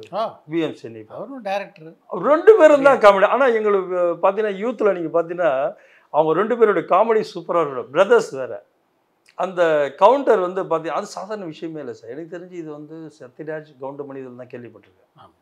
ஏன்னா சத்யராஜ் என்ன பேசினாலும் கவுண்டர் வந்து அடிச்சுவார், கவுண்டமணி என்ன அப்படின்னு கேள்விப்பட்டேன். அதே மாதிரி இதெல்லாம் என்ன சொன்னாலும் சத்யராஜ் பட்டுன்னு அடிச்சிடுவாங்க. அது அவங்களோட தெரியும் லாங்குவேஜ், இவர் என்ன பேசுவாருன்னு இவங்களுக்கும் தெரியும். இதுக்கு நடுவில் அஜித் கதை பண்ண சொல்லி எல்லாமே சொன்னாங்களே, அது என்னாச்சு? அஜித் சார் உண்மையிலே இந்த பிரியமுடன் பார்த்துருக்காரு சார். அவர் பார்த்துட்டாரு. நான் ஒரு நாள் ஏதாச்சும் ஒரு இடத்துல மீட் பண்ணார். அவர் ஹாஸ்பிட்டலாக இருக்குது, உடம்பு சரியில்லாம இருந்தாலும் பார்க்கும்போது சாலினி மேடம் கிட்ட சொல்கிறார், செல்வா கூட நான் கண்டிப்பாக ஒரு படம் பண்ணணும் அப்படின்னு. I'm going to do with this film. என்னை திட்டுறாரு. என்ன படம் பார்த்தேன், நான் பண்ண வேண்டிய படம் அதே சொல்லலேன்ட்டு அப்படின்னா ரொம்ப என்னை இது பண்ணார். ஒரு நாள் திடீர்னு எனக்கு ஒரு 2:30 நைட்டு 2:30 ஃபோன் அடித்தார். செல்வா ஒரு 5 o'clock நீங்கள் வந்துரு அப்படின்னாரு. காலையில் 5 o'clock. எனக்கு தெரியல 5 என்ன ஒரு ஷூட்டிங்கில் வேறு இருந்திருக்காரா, திரும்பி ஃபோன் அடிக்கிறா. ஜி எப்போ 5னா எப்போ ஈவினிங் 2.5 hours இருக்குது, நான் ஷூட்டிங் முடிச்சுட்டேன், வீட்டுக்கு போகிறேன், நான் வீட்டுக்கு போய் குளிச்சுட்டு ரெடி ஆகிறதுக்குள்ளே உன்னை வர்றது கரெக்டாக இருக்கும் அப்படின்றார். அவர் தான் வண்டி ட்ரைவ் பண்ணிட்டு போகிறாரு. அவர் படங்கள் என்ன கேட்ட கதைகதை எதுவுமே கேட்கல. எனக்கு நீ எனக்கு ஒரு படம் பண்ணுங்க, உங்கள் ஸ்டைல்லே பண்ணுங்க அப்படின்ட்டு ஒரு சில எனக்கு இதெல்லாம் வேணும் படத்துக்கு அப்படின்னு சொல்லிட்டு இருந்தார். அதுக்கப்புறம் என்ன நடந்ததுன்னே தெரில, நடக்கவே இல்லை. அதுக்கு என்ன காரணம் நம்மளுக்கு புரியல. நான் சரி ஓகே, அதுக்கப்புறம் விஜயோட யூத்துக்கு வந்துட்டேன். யூத் பட அனுபவத்தை சொல்லுங்கள், எப்படி இருந்தது? நான் இரணையும் பண்ணிட்டு இருந்தேன். அது நிறைய பிரச்சனை, சட்டத்துக்கெல்லாம் நிறைய இருக்குது. 2800 அடி வேறு தூக்கிட்டாங்க, ரொம்ப பிரச்சனை, பேர் வேறு மாற்றி பேரை மாதிரி எல்லாம் இதில் இருக்கும்போது பார்த்தீங்கன்னா எஸ்ஐசி சாரை நான் சும்மா கேஷுவலாக பார்ப்பேன். அவர் படம் பார்த்தார், இரணையை பார்த்துட்டு என்னப்பா இப்படிலாம் படம் பண்ணுறீங்க நீங்கள் அப்படின்ட்டு இருந்தார். ரொம்ப பிடிச்சதா இருக்குது சொல்லிட்டு இருந்தார். என்ன பண்ணுறாருன்னாரு. இல்லை சார் அடுத்து என்ன, நீ இம்மிடியட்டாக விஜய் பாரு, விஜய் வந்து உன்னை பற்றி பேசிகிட்டு இருக்கிறாப்புல, செல்வா என்ன பண்ண கேட்டுருந்தாப்புல, நீ இம்மிடியட்டாக பாரு ஒரு ப்ராஜெக்ட் வந்துருக்கு அப்படின்னாரு. நான் விஜய் சார்கிட்ட போய் நான் பார்த்தேன். ஆனால் நான் ஒரு கதை கேட்டேன்னே, நல்லா இருந்தேன், அந்த கதையை நான் பண்ணலாம்னு நினைக்கிறேன், அதை நீங்கள் இன்னும் டைரக்ட் பண்ணிவிடுங்க அப்படின்னாரு. அப்பாவும் அதான் சொல்லிட்டு இருந்தார் அப்படின்ட்டு. அப்படி ஆரம்பித்த படம் தான் யூத்து. ஆனால் ப்ரொடியூசர்ஸ் என்ன நடக்கா, அதுக்கு முன்படம் இரணியன் பண்ணிக்கிறாரு, பிரியமுடன் பண்ணால் இரணியன் பண்ணார். போய் வேறு ஒரு டேரக்டர் பண்ணான்னு, ஏன்னா அவங்க தெலுங்கு குரூப்பு, எதனா பெரிய டேரக்டர்ஸ் போட்டு அப்படி இப்படின்றது அவங்களுடைய ஐடியாவில் இருந்தது, பெருசாக பண்ணணும் அவங்க படத்தை அப்படிங்கும்போது எஸ்சி சார் வந்து டெய்லி போய் அங்கே உட்கார லெட்ஜப்பா அது அப்புறம் தான் நான் கேள்விப்பட்டேன். டிராமர் ஆஃபீஸுக்கு. ஆமாம் செல்வா தான் பண்ணணும், செல்வா தான் பண்ணணும், செல்வா தவிர வேறு யாரும் கிடையாது. ஏன்னா விஜய் ரொம்ப விஜய் வந்து ரொம்ப ஸ்ட்ரெஸ் பண்ண மாட்டார். ஆனால் வின்சென்ட் செல்வா வேணும்னு சொல்லிட்டாரு. நான் டெய்லி வந்து எஸ்ஐ சார் வந்து விஜய் சாப்பிடும்போது லஞ்சு போகும்போது என்னடா எல்லாம் போயிட்டுருக்கியா, சாப்பிட்டியா அப்படின்னு பேசி அடுத்து இதெல்லாம் கதை கேட்டேன். சரி செல்வா தான் ரொம்ப இதை சொல்லி ஆகணும். ஏன்னா அது நன்றி விசுவாசம் தான், வேற ஒன்று. என் மேலே வந்து அவர் வந்து உங்க மேல ஒரு அக்கறை இருந்திருக்கு, விஜய் மாதிரியே அவங்க அப்பாவுக்கும் இருந்தது. அதை பண்ண வச்சார் அவர். விஜயை நான் மறக்கவே முடியாது. அப்படி தான் அந்த யூத்து படம் ஆரம்பிச்சது. ஆனால் யூத்து படம் முடிகிறதுக்கு முன்னாடி விஜய் எனக்கு அடுத்த படம் சொல்லிட்டார். ஆமாம், நான் அடுத்து ஒரு படம் பண்ணுறது தான் இருந்தது. ஆனால் நான் என்ன சொன்னேன்னா, யூத்து படம் சேம் இப்போது கதையை தான் வந்து உல்ட்டா பண்ணிப்பேன். இந்த கதை நல்லா இருக்காது, வேறு எதுனா பண்ணலாம் விஜய் நம்ம அப்படின்னு சொல்லிட்டு நான் விஜய் சார் கிட்ட பண்ணுங்கண்ணா நீங்கள் இதை அப்படின்னாரு. இதை விட நம்ம வேறு கதை ஒன்று ரெடி பண்ணலாம். விஜய் சார் சொன்னார், நான் ஒரு படம் பார்த்துக்கிறேன், அந்த படம் பண்ணலாமா அப்படின்னு. சார் அது ஒன்றா பண்ணலாம் அப்படின்னு சொல்லிட்டு இருந்தேன். அதனால் படம் பண்ணுறதுக்கு முன்னாடியே எனக்கு விஜய் சார் வந்து யூத்து நடந்துட்டு இருக்கும்போது அடுத்த படம் எனக்கு சொல்ல. ஆனால் வந்து ஒரு சிச்சுவேஷனால் நாங்கள் பண்ணலாம். ஆனால் அவர் வந்து ரொம்ப எனக்காக வந்து எதுவாக இருந்தாலும் நம்மளை கேட்பார். எதனா படம் பார்த்துட்டா நான் படம் பார்த்துட்டேன் எப்படி பண்ணலாமா அப்படின்னு கேட்பார். அவ்வளோ இம்பார்ட்டன்ஸ் எனக்கு கொடுத்துருக்காரு விஜய் சார். ஏன் அந்த படம் நடக்கலை? அதான் சார் நான் என்னன்னா சார், கதை ஒரே கதை சார், யூத்து மாதிரி ஒரே கதை சார். அந்த படம் கண்டிப்பாக நான் வந்து பேரை சொல்லணும்ல, அந்த படம் எடுத்தாலும் ஓடி இருக்காது சொன்னேன். கண்டிப்பாக அது ஓடலை. அந்த படம் நான் விஜய் சார் ரொம்ப ஸ்ட்ரைட்டாக சொல்லிவிடுவேன். அவருக்கு என்கிட்ட பிடிச்ச ஒரு விஷயம் அதுதான். நான் என்னன்னாக்கா விஜய் சார்கிட்டே சொல்லுவேன், உங்ககிட்ட கதை சொல்கிறதுக்கு ப்ரொடியூசர்ஸு இவ்வளோ பெரிய டாக்டர்ஸ் கதை சொல்லி வெயிட் பண்ணிட்டுருக்காங்க. ஆனால் நான் சொல்கிறேன்னா இந்த படம் ஓடாது, ஏன்னா நான் ஒரு ஃப்ளாப் ஒன்று கொடுத்துடக்கூடாது அப்படின்னு நான் ரொம்ப கவனமாக இருந்தேன். அதே மாதிரி பர்சனல் அக்கறை எனக்கு விஜய் சார் நல்லபடியாக வரணும், அவருடைய படம் ஃப்ளாப் ஆகக்கூடாதுன்ற ஒரு இதுதான், வேறு ஒன்றுமே கிடையாது. அதை நான் ஸ்ட்ரைட்டாக விஜய் சார்கிட்டே சொல்லியிருக்கேன். 3 படம் அந்த மாதிரி நடந்தது, உங்களுக்கு தெரியாது. 3 படம் லைஃப்பில் விஜய் சாரை நான் விஜய் சார் என்னை ஸ்ட்ரெஸ் பண்ண இது பண்ணலாம் அப்படின்னு வர நான் சொல்லியிருக்கேன் பண்ணாது அப்படின்ட்டு. நீங்கள் சொன்ன மாதிரி இந்த படம்லாம் ஓடலை. 3 படம் ஓடல, விஜய் சார்கிட்டையும் சொல்லியிருக்கேன். அதை எப்பாவது விஜய் அப்புறம் பகிர்ந்துக்கிட்டாரா? நிறைய தடவை சொல்லிக்கிறேன், விஜய்க்கே தெரியவே சொல்லிக்கிறேன், விஜய் சார்கிட்ட சொல்லிக்கிறேன். இந்த நீங்கள் என்ன படம் சொன்னீங்களோ அதை நான் பண்ணதான் 3 படம் ஓடல விஜய் சார் அப்படின்னு. ஏன்னா எனக்கு தெரியும் விஜய் சாருடைய பல்ஸ் அது. அவருக்கு ஒரு சில ஒன்றுமே கிடையாது. விஜய் சாரை பொறுத்த வரைக்கும் என்னன்னாக்கா அவருடைய ஆடியன்ஸும் சரி ஜென்ரல் விஜய் சார் அப்படி பேசுகிறோம், ரஜினிகாந்த் ஃபார்மேட் தான், வேறு ஒன்றுமே கிடையாது. பிரியமுடன் கதையை ரஜினியை மனசில் வச்சு பண்ண கதையா? இல்லை சார் அதெல்லாம் வந்து நீங்கள் பாருங்கள், நாங்கள் அதுக்கெல்லாம் நல்ல இன்ட்ரெஸ்டிங் மேட்டர். நாங்கள் வந்து என்னன்னாக்கா வந்து பிரியமுடன் கதையை என்னன்னாக்கா ஒரு கதையினுடைய எண்டு தான் இன்னொரு படம். நீங்கள் ஒன்றும் பார்த்தீங்கன்னா ஸ்ரீதர் சார் படம் உங்களுக்கு தெரிஞ்சிருக்கான்னு நினைக்கிறேன், கல்யாண பரிசு இருக்குல்ல, அதனுடைய எண்டு தான் வந்து நெஞ்சில் ஒரு ஆலயம். ஒரு கதையினுடைய எண்டு வந்து அடுத்த பார்ட்டாக பண்ணலாம். நான் அசிஸ்டன்ட் ரைட்டர்கிட்ட சொல்லுவேன், நீ கதை பண்ணணும் செய்யணும் ரொம்பலாம் இது ஒரு சில ஃபார்மேட்டில் தான் இருக்குது. ராஜ்கபூர் சொன்ன மாதிரி மொத்தமே 6 தான், அதுக்குள்ளே தான் அந்த லைனே அடங்கியிருக்கு. நீ படம் பாரு, ஒரு படத்தினுடைய எண்டை பிடிச்சி இன்னொரு கதை பிடிக்கலாம். என்னுடைய பிரியமுடன் கதையும் பார்த்தீங்கன்னா காதல் கோட்டை எண்டு தான் என்னுடைய பிரியமுடன். நான் இப்போ சொல்லாது கரெக்டு. காதல் கோட்டையினுடைய எண்டு பிரியமுடன். அவன் இன்டர்வல் பிளாக்ல 2 பேர் சந்திக்கணும்னு நினச்சாங்க. சந்திக்கும் போது வந்து ஹீரோ எல்லாம் இன்னொருத்த வந்துட்டான்னு நினைக்கும். அதுக்குள்ளே என்ன பண்ண ஒரு கதையை உள்ளே சேர்க்குறான். அவன் ஆல்ரெடி இவன் பார்த்துருக்கிறான், லவ் இருக்கு அப்படின்னு ஒரு விஷயத்தை பாயிண்ட் அவுட் பண்ண படம் தான் வந்து பிரியமுடன். ஒரு படத்தினுடைய எண்டு வந்து இன்னொரு படத்தினுடைய ஆரம்பமாக நம்ம பண்ணலாம். அது ஒரு யூத் டைரக்டர்ஸுக்கு கண்டிப்பாக ஹெல்ப்ஃபுல்லாக இருக்குது அந்த விஷயம். யூத்தில் இந்த ஆழ்தோட்ட பூபதி பாட்டு எப்படி அமைஞ்சது? இன்னி வரைக்கும் கொண்டாடப்படுற ஒரு பாட்டு சார். பெரிய விஜய் சாருக்கு என்ன அப்படின்னாக்கா இந்த கதையை நான் சாங் வந்து கம்போஸ் பண்ணிட்டோம். ஆனால் பல்லவி மட்டும் மாட்டவே இல்லை எங்களுக்கு. வாலி சார் தான் லிரிக் அது பண்ணுறோம். மிஸ்கின் நம்ம அசிஸ்டண்ட் அதில் வேறு நல்லாடி அப்படின்னு இது இப்போ சாங் வேறு அடி பட்டைகள் தலைவர்கிட்ட போய் கேட்டாது இதை விட வார்த்தைகள் இல்லை போதுன்றாரு. சொல்கிறாரு வாலி சார், போதும் படம் நல்லா இருக்குடா, நல்லா இருக்குடா, நல்லா இருக்குது சார். ஆனால் இன்னும் வந்து ஒரு 2 வார்த்தை இப்போ இன்னைக்கு மட்டும் மாற்றுங்கன்னாக்கா அவர் ரொம்ப அவருடைய வார்த்தைகளில் பிடிவாதமாக இருந்தார். அவர் எழுதியிருந்தார். பட் ஆனால் உட்காரல. மியூசிக் ரைட்டர் தான் சொன்னார், அப்படியே கொஞ்சம் பாருங்கடா எதனா மாற்றினா நல்லா இருக்கு. அப்போ கபிலன் வந்து அந்த ஸ்டுடியோவில் அந்த சைடில் வந்துட்டு இருக்கிறாரு. வந்துட்டு போவார். அப்போ கபிலன் கிட்ட போய் நான் சொன்னேன், மிஸ்கின் கிட்ட ரொம்ப நாளாக எனக்கு திருப்பதி சாமி கூட சொல்லியிருக்காரு நல்ல லிரிக் ரைட்னு. சும்மா ஏன்னா நம்ம போய் கேட்கும்போது இன்னொருத்தர் சாங் கேட்கவும் கூடாதுல்ல, அது கொடுத்த நீ ஒரு 2 லைன் மட்டும் பேசிடு, எழுதி கொடுத்தாருன்னா வாங்கிட்டு வா, இன்னொன்று மட்டும் கேளுன்னு. அவருக்கு போட்டு காமிச்ச உடனே மிஸ்கின் தான் பேசுகிறாப்புல. பேசின உடனே பார்த்தீங்கன்னா அப்படி பேசணுன்னா அவர் அப்படியே பார்க்குறாரு. ஒரு 5 நிமிஷம் கூட இல்லை மாற்றிட்டார். 5 நிமிஷம் தான் இப்படிட்டு அந்த மாத்துறாரு அவர். அது தொட்ட பூபதி நன்றா, அந்த அமர தொட்ட பூபதி நன்றா அப்படின்னு எழுதுறாரு. அடிச்சா துள்ளி குதிக்கிறாப்புல மிஸ்கே சார் இதான் சார் லைக் இதான் சார் அப்படின்றாங்க. அப்போது நாங்கள் வந்து மணி சர்மாட்ட சார் மணி சர்மா சூப்பரா டே சூப்பரா கரெக்டா இதான்டா கரெக்டாக அடிச்சாடா யார் அது அப்படின்னு ஓகேண்டு. அப்புறம் கபிலன் வந்து மிஸ்கிட்ட சொல்கிறாரு, சார் 100% விஜய் படம் வேறு சாங் சூப்பராக இருக்குது, பெரிய ஹிட் ஆகும். வாலி சார் பெரிய உள்ள அவர் நேம் ஆகிட்டா இன்வெர்ட் நேம் ஆகணும்னு அவசியமே இல்லை, அவர்கிட்ட கூட நீங்கள் கூட சொல்லிக்கலாம். நான் சொன்னேன் ப்ரொடியூசர்கிட்டலாம் சொல்ல முடியாதுப்பா, நீ இல்லை நாங்கள் வாலி சார் இருக்குமே சாதாரண விஷயமே இல்லை, இவ்வளோ பெரிய அவர் எம்ஜிஆர்லாம் பார்த்தாரு, ஐயோ எங்களுக்கு வேண்டாம் அப்படின்னு நான் ரொம்ப பயப்படுறேன். தைரியமாக பண்ணலாம் சார் அப்படின்னு சொல்லிட்டு மிஸ்கிட்டு சொல்கிறாப்புல, சார் என்னன்னா பார்த்துல விடுங்க சார், டேய் நீ பார்த்து சொல்லிட்டு போட மாட்டுறது நான் தானே அப்படின்னு. இல்லை சார் என்ன சார் அது நல்லா இருக்கு சார், நான் இப்போ வாலி சார் தான் சார் பேசிக்கலாம் விடுங்க சார்ன்ட்டு யாருங்க அப்பா அவர் சொல்கிறாப்பில்ல கபிலன், சார் ஃபுல் சாங்கை நானே எழுதினேன் அப்படின்னாரு. அப்படியா சரி எழுதுன்ட்டு அப்படி எழுதின சார் வந்து ஆழ்த்தட்ட பூமி அமைஞ்சது. ஆனால் விஜய் சார் வந்து ஒரு 3 டியூன் போட்டு காமிச்சார் மணி சர்மா. அந்த 3 டியூனை வந்து நாங்கள் வந்து விஜய் சார்கிட்ட போட்டு காட்டுறோம். விஜய் சார் வந்து செலக்ட் பண்ணத டியூன் தான் அந்த ஆழ்த்தட்டு. ஆமாம் அதான் சொன்னேன்.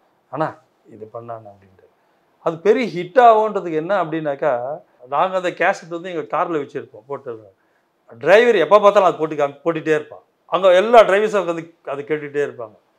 அது படம் வர்றதுக்கு முன்னாடி அந்த சாங் வந்து நம்ம ஹிட் ஆகுன்ற ஒரு நல்லது ஆச்சு. அதேமாதிரி சக்கரணியில் இதுக்கு ஆப்போசிட் அவர் அப்படி அதுவும் அருமையான சார் வைரமு சார் வந்து எக்ஸ்ட்ரானரி எழுதிப்பார் லிரிக். அதாவது ஒரு பேத்தா சாங்கு ஃபாரின் பண்ண சாங் வந்து அதான் போனோம். ஏன்னா செலவு பண்ணல விஜய் படம் போது எதிராக பண்ணணுமே அப்படின்ற போது சரி இது சாங் எடுக்கணுமே அப்படின்ட்டு பேத்தா சாங் ஃபாரினில் போய் எடுத்தோம். ப்ரொடியூசர்ஸ் வந்து அது ஒரு ஆக்சுவலாக அதில் ஒரு சகிய சாங் இருக்குது, அதை தான் எடுக்க போகிறோன்னு நினச்சிட்டு இருக்கிறாங்க. ஆனால் எனக்கு என்ன இதை விட எனக்கா அந்த லொக்கேஷன்ஸில் அது சாங்கை எடுக்கணும் அப்படின்னு எடுத்தது சக்கரணியில். பாடலாசிரியர் மாலிருந்த வந்து வாலிகிட்ட சொன்னீங்களா? வாலி சார்கிட்ட சொல்லியிருந்தால் நாங்கள் வந்து அங்கே இருக்க முடியுமா? அதுவே சொல்ல முடியாது, யார்கிட்ட போய் சொல்கிறது? சிங்கத்தின் குகையில் யார் நுழையிருந்தாங்க. ஒரு நாள் ரஹ்மான் சார் ஸ்டுடியோவில் ஒரு லிஃப்ட்லேருந்து இறங்கணும் ஓப்பன் பண்ண அவர் தான் திருச்சி போனது எனக்கு தான் தெரியும். ஆனால் அவர் மறந்துட்டார் சார். அதுக்கப்புறம் ஒரு நாள் நான் பார்த்தேன், மறந்துட்டேன், நினைவில் இல்லை. அதை பற்றி அவர் கண்டுக்கவே இல்லை. அதை பற்றி அவர் தெரிஞ்சிருக்கோம். அவர் கேரியரில் எவ்வளோ நடக்கும் சார். அவரு வந்து எங்ககிட்ட போன உடனே ஃபர்ஸ்ட் ஒரு 2 hours சார் லிரிக்கே தர மாட்டார், பாக்கெட்டில் தான் வச்சிருப்பார் ஜிப்பாவில். அப்படி 2 hour எங்களுக்கும் பிடிக்கும். நான் கேட்பேன் என்ன எம்ஜிஆர் பற்றி தான் பேசிகிட்டு இருப்பேன். நான் எம்ஜிஆர் பற்றி பேசுவேன், நானும் மிஸ்கின் தான் உட்காந்துட்டு இருப்பான். அது ஃபுல் கதையெல்லாம் சொல்லுவார். அவருக்கு தெரிஞ்சிருக்கு சார், அவரு தெரிஞ்சிருந்தா அதை ஸ்டாப் பண்ணிருக்கலாம், ஈஸியாக ஸ்டாப் பண்ணிருக்கலாம், எனக்கு ஃபோன் பண்ணி கேட்டுருக்கலாம், என்னை திட்டிருக்கலாம், அப்படி எதுவுமே பண்ணலாம். அதனால் நாங்கள் தான் ஒரு சின்ன கில்ட்டி ஃபீலாக அழைச்சது. அதுக்கப்புறம் ஒரு நாள் பார்த்தா அதை கண்டுக்கவே இல்லை. தோல்மலுக்கு எப்படி என்னடா செல்வா நான் வின்சன் அப்படின்ட்டு. எப்படி அந்த பாடலுக்கு சிம்ரனை தேர்ந்தெடுத்தீங்க?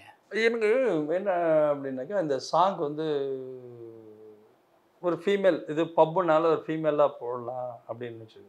எனக்கு என்னன்னா அப்போ நிறைய ஆர்டிஸ்ட்லாம் இருந்தாங்க. ஆனால் என்னன்னாக்கா விஜய் சார் காம்பினேஷனில் வந்து பார்த்தீங்கன்னா சிம்ரான் ஹிட்டு. நான் ப்ரொடியூசர்கிட்டேன், எனக்கு சிம்ரான் தான், ஏன்னா சிம்ரான் டான்ஸ் பண்ணுவாங்க நல்லா எனக்கு தெரியும் அந்த டைமில், எக்ஸ்ட்ரா டான்ஸர் அவங்க. அப்புறம் எனக்கு என்னன்னாக்கா ப்ரொடியூசர்கிட்ட கன்வின்ஸ் பண்ணணுமே சார், விஜய் சார் அவங்களும் துல்லாத மனம் துள்ளும் எல்லா பெரிய மணல் அப்படி இப்படி எல்லாம் ஒரு பெரிய ஹைப்பை ஏற்றி விட்ட விட சரி அப்படின்னு சொல்லிட்டு அப்படி ஆரம்பிச்சிருந்தாங்க அவங்க.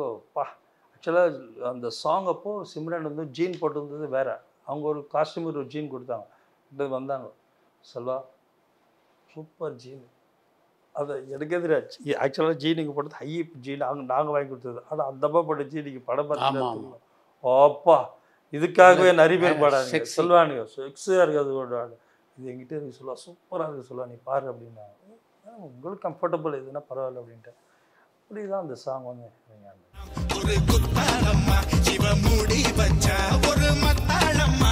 அதில் நிறைய பேருக்கு ஃபஸ்ட்டு கபிலன் தான் ஃபர்ஸ்ட் இல்லை நட்டி. ஆமாம் நட்டி ஃபஸ்ட்டு படம் இல்லை, அது நட்டி வந்து ஆடு கீட் அப்போ அங்கே பண்ணிட்டு இருந்தார். அப்படி நாங்கள் கூப்பிட்டு வந்தது தான் நிறைய பேருக்கு ஃபஸ்ட். அது நட்டிக்கு ஃபஸ்ட்டு, கபிலனுக்கு ஃபஸ்ட்டு, தினேஷ் மாஸ்டருக்கு ஃபஸ்ட்டு, எல்லாருக்கும் ஃபஸ்ட். அது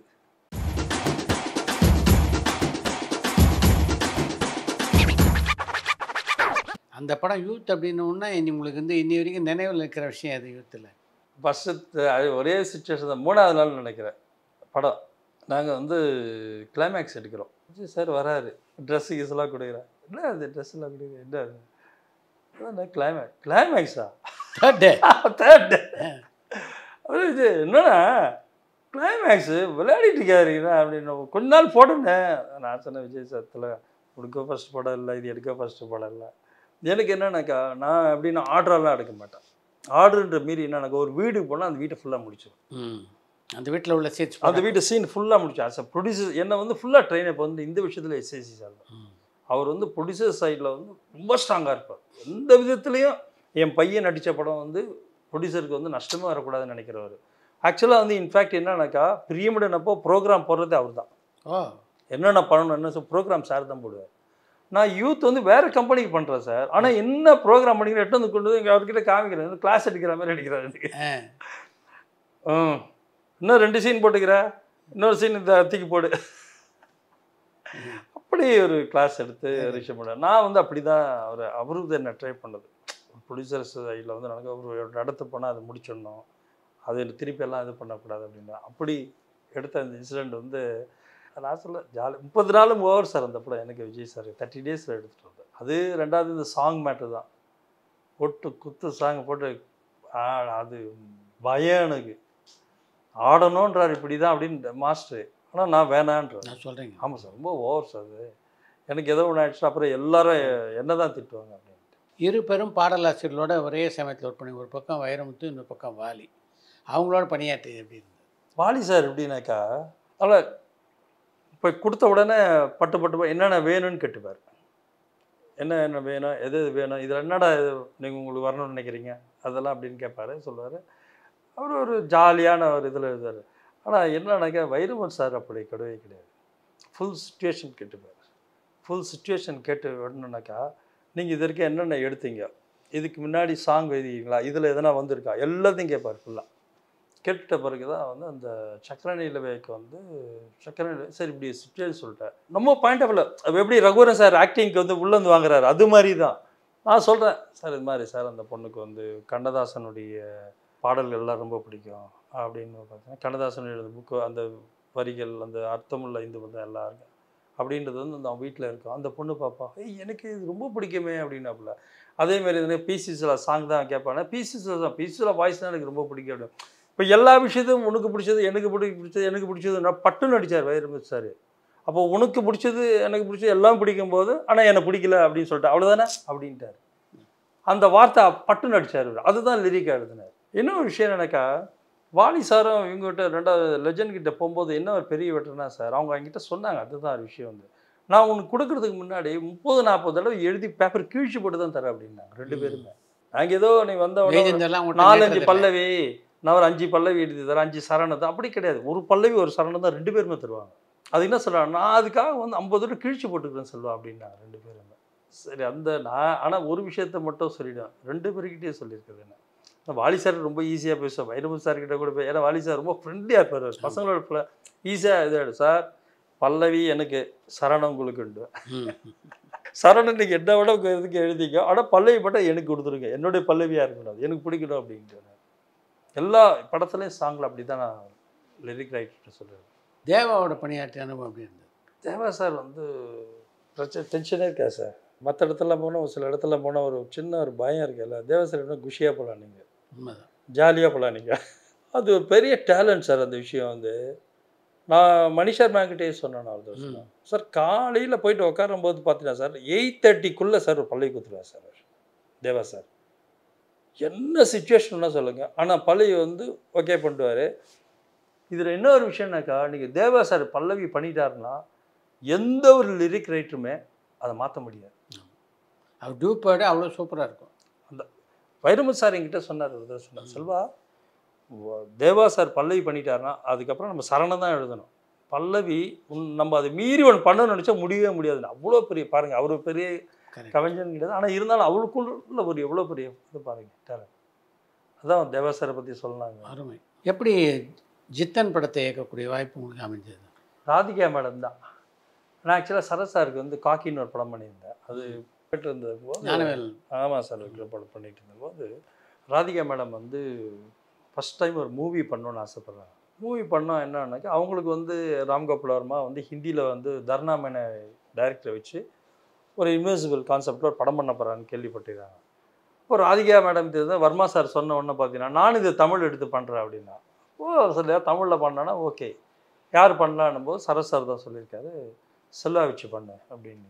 அப்புறம் நான் கூப்பிட்டு பேசுகிறேன், நானும் மேடம் தான் போய் வர்மா சாரை மீட் பண்ணோம். அப்புறம் அது ஒரு பெரிய ஃபேக்ட்ரி சார், உண்மையிலே சினிமா வேறு லெவலில் அங்கே இருக்காங்க. அப்படியே பார்த்து பேசிக்கும் போது நான் பேசிட்டு அவர் கதையெல்லாம் என்கிட்ட சொன்னார். ஸோ இந்த கதையை நீங்கள் எப்படி எடுக்க போகிறீங்க அப்படின்னாரு.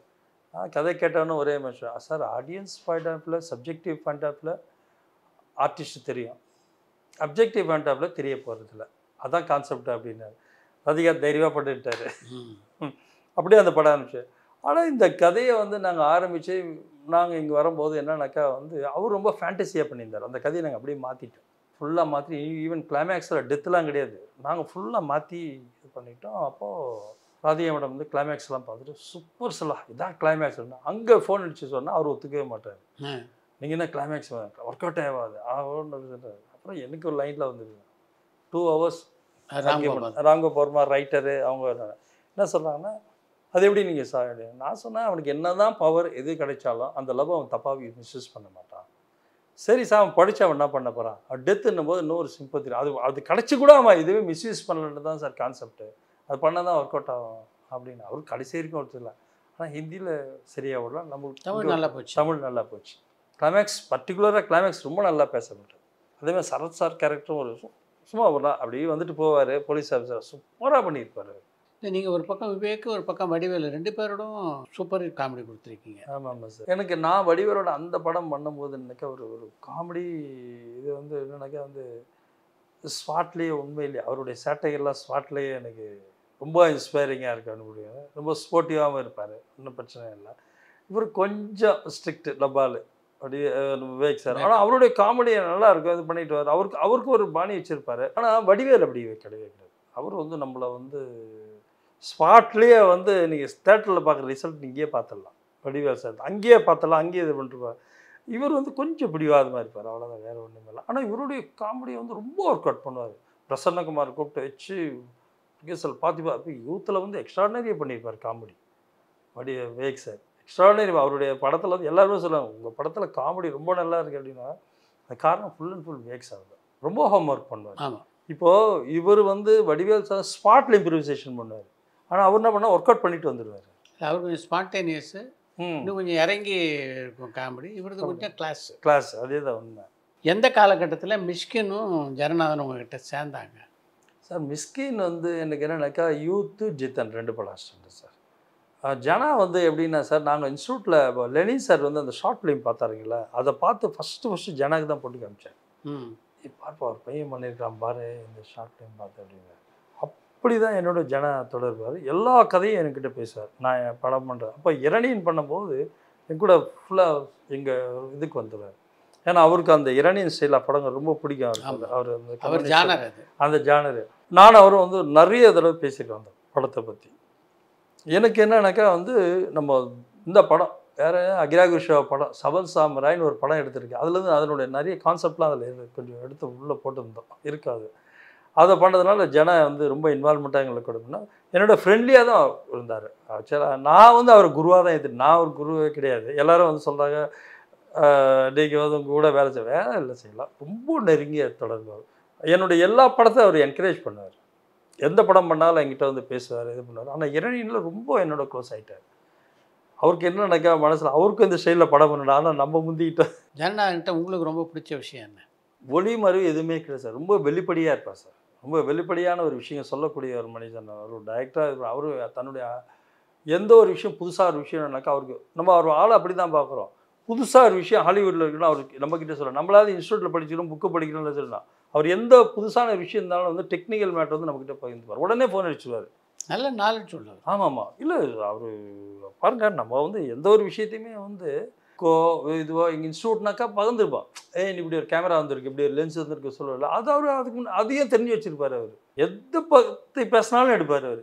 ஆனால் என்ன ஒரு விஷயம்னாக்கா அவர் Vijay sir Lenin sir school தானே எங்களுக்கு அங்கே தானே இருப்பாங்க. அப்போது வந்து ஒரு ப்ரொடியூசர் பெரிய ப்ரொடியூசர் அந்த டைமில் அப்போது விஜயன் சார் சொல்கிறாரு, ஒரு ப்ரொடியூசர்கிட்ட சொல்கிறார், என்ன சொல்லியிருக்காரு, வின்சென்ட் செல்வா ஒரு டைரக்டர் அனுப்புகிறேன், நான் படம் பண்ணல. அப்போ அவரும் பண்ணல, அவரும் டைரக்ட் பண்ணணும், அந்த கதையை கேளுங்க நல்லாயிருக்கு அப்படின்றாரு.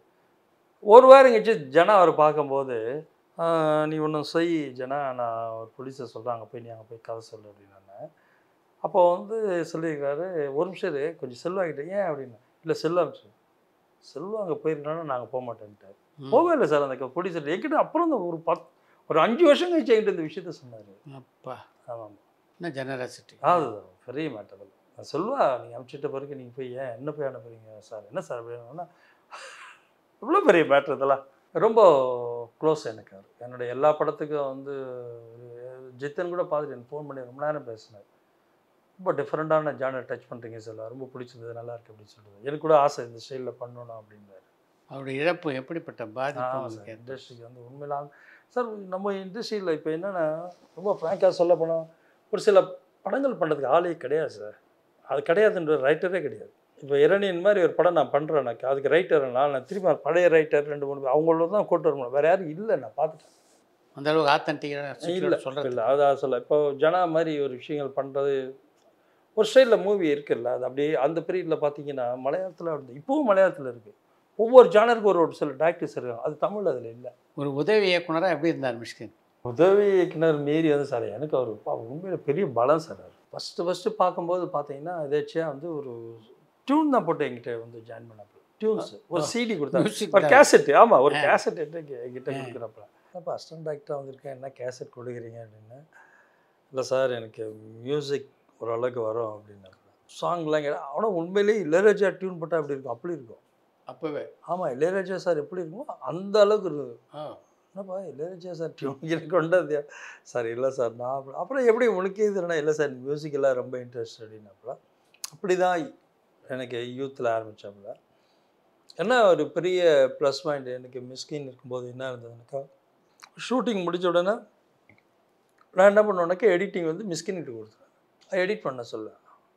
ஆமாம், நான் எடிட் பண்ணிட்டேன். அந்த எடிட்டிங் முடிச்சோடனே இல்லை நான் இதுக்காக தான் வச்சேன் அப்படின்னு பண்ணிட்டு இருந்தேன். ஃபஸ்ட்டு அவர் அசிஸ்டண்டாக தான் வந்தார். டைட்டில் பார்த்தீங்கன்னா கோட் ஆக்டர்னு வந்துட்டார்.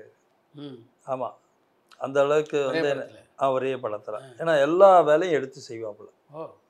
எனக்கு எல்லா வேலையும் அந்த ஜித்தன் பண்ணும்போதெல்லாம் எங்களுக்கு எந்த பிரச்சனையுமே கிடையாது. எனக்கு நான் போய் ஷூட்டிங் ஸ்பாட்டில் ஷார்ட் வைக்கிறதோட சரி, மற்றபடி எல்லா வேலையும் பார்த்துட்டு மியூசிக் பண்ணுவாப்புல, படத்துக்கு ரீரிகார்டிங்கும் பண்ணி வச்சுருவாப்புல.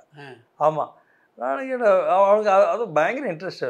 என்ன பண்ணுவாங்கனாக்கா அந்த ஜித்தன் அப்போல்லாம் வந்து நாங்கள் ஃபுல்லாக படத்தினோட இதில் எடிட் பண்ணி முடித்த உடனே பார்த்தீங்கன்னா எல்லாம் பார்த்து முடித்த உடனே என்ன பண்ணுவோன்னாக்கா நாங்கள் எல்லாம் போயிடுவோம், அசிஸ்டன்ட் ஆக்டர்ஸ் எல்லாம் போயிடுவாங்க. என்ன பண்ணோன்னா இவர் என்ன பண்ணுவாங்கனாக்கா 6 மணி ஆரம்பித்து நைட்டு 2-3 மணி வரைக்கும் கம்போஸ் பண்ணி ட்ராக்லாம் வச்சு இது பண்ணிவிட்டு ரீரிகார்டிங் பண்ணி அடுத்த நாள் போட்டு காமிச்சோன்னா இதாக காட்டுவார், சார் இந்த சீனை கொஞ்சம் தடவை பாருங்கள். என்னடா பண்ணி வச்சுரு பாருங்கள் சார். போய் பார்த்தா ரீரிகார்டிங் இருக்கும். அது நான் அதுதான் இப்போது நான் அந்த டெவில் இன்டர்வியூ கூட நான் சொல்லிட்டு இருந்தேன். மிஸ்கின் வந்து இப்போ மியூசிக் டைரக்டர் இல்லை, அப்போவே அந்த நாலேஜ் இருந்துருது அவருக்கு அப்படின்னு. உண்மையில் அது ஏன்னா மியூசிக் ஒரு டைரக்டர் வந்து மியூசிக் வந்து நீங்கள் ஒரு டைரக்டர் வந்து எடிட்டிங் பண்ணலாம், கேமரா கூட பண்ணிடலாம், ஆனால் மியூசிக் பண்ணவே முடியாது. அந்த நாலேஜ் உண்மையில் அது ஒரு அப்ரிஷியேட் பண்ண விஷயம் கற்றுக்குறாப்புல. மிஷ்கினுடைய வளர்ச்சியை எப்படி பார்க்குறீங்க நீங்கள்? என்கிட்ட கூட கேட்டாப்புல, என்கிட்ட ஒரு நாள் கேட்டார், சார் என்ன சார் நான் ரொம்ப பேசுகிறேன் சார், தப்பே கிடையாது பேசுறேன், பேசுறதுலாம் மிஸ்கின் இல்லை சொல்ல அங்கீகரி மேடம், ஒன்று சில மேட்டர்லாம் பேசணும், பேச தப்பே இல்லை அப்படின்ட்டு. பேசும்போது சில இதெல்லாம் கோவப்படுவாங்க, கோவம் இருக்கும். ஒரு நல்ல விஷயம். இப்போ நான் கூட இப்போ லேட்டஸ்ட்டாக ஒரு படத்தில் வந்து ஒரு டைலாக் கிடைச்சாரு, கோவம் என்னன்னாக்கா வந்து எனக்கு நியாயத்தை பேசினா கோவம் தான் வரும் சில, அதனால் கோவப்படத்தில் மற்றவங்க கோவப்படுறது கவலைப்படாது, பேசுவது தான் சொல்லுவேன். சில பேர் நம்மளுக்கு என்ன வேணாம் நம்ம ஏன் பேசுகிறோம், நீங்கள் நியாயமாக தான் பேசுவாப்போ அது தப்பாக வெளியே வந்து வருது, அதுதான் நான் நினைக்கிறேன், வேறு ஒன்றும் இல்லை. ரியலி டேலண்டட் உண்மையிலே எல்லா விஷயத்துலையுமே. மிஷ்கினுடைய முதல் படத்தை பார்த்தீங்களா நீங்கள்? சித்திரம் பேசுறடி நான் பார்த்தேன். ஆனால் உண்மையிலே நீங்கள் சித்திரம் பேசுறடி படம் பாருங்கள், நீங்கள் நான் பார்த்தேன். ஏன் இந்த படம் வந்து ஓடலைன்னு எனக்கு தெரியவே இல்லை. அந்த படம் நான் சொன்னேன், ஆனால் ஒரு டைரக்டராக ஆக வேண்டிய எல்லா விஷயமும் அந்த படத்தில் அவனுக்கு அப்பயே இருந்தது. அந்த படம் பார்க்கும்போது தெரியும்.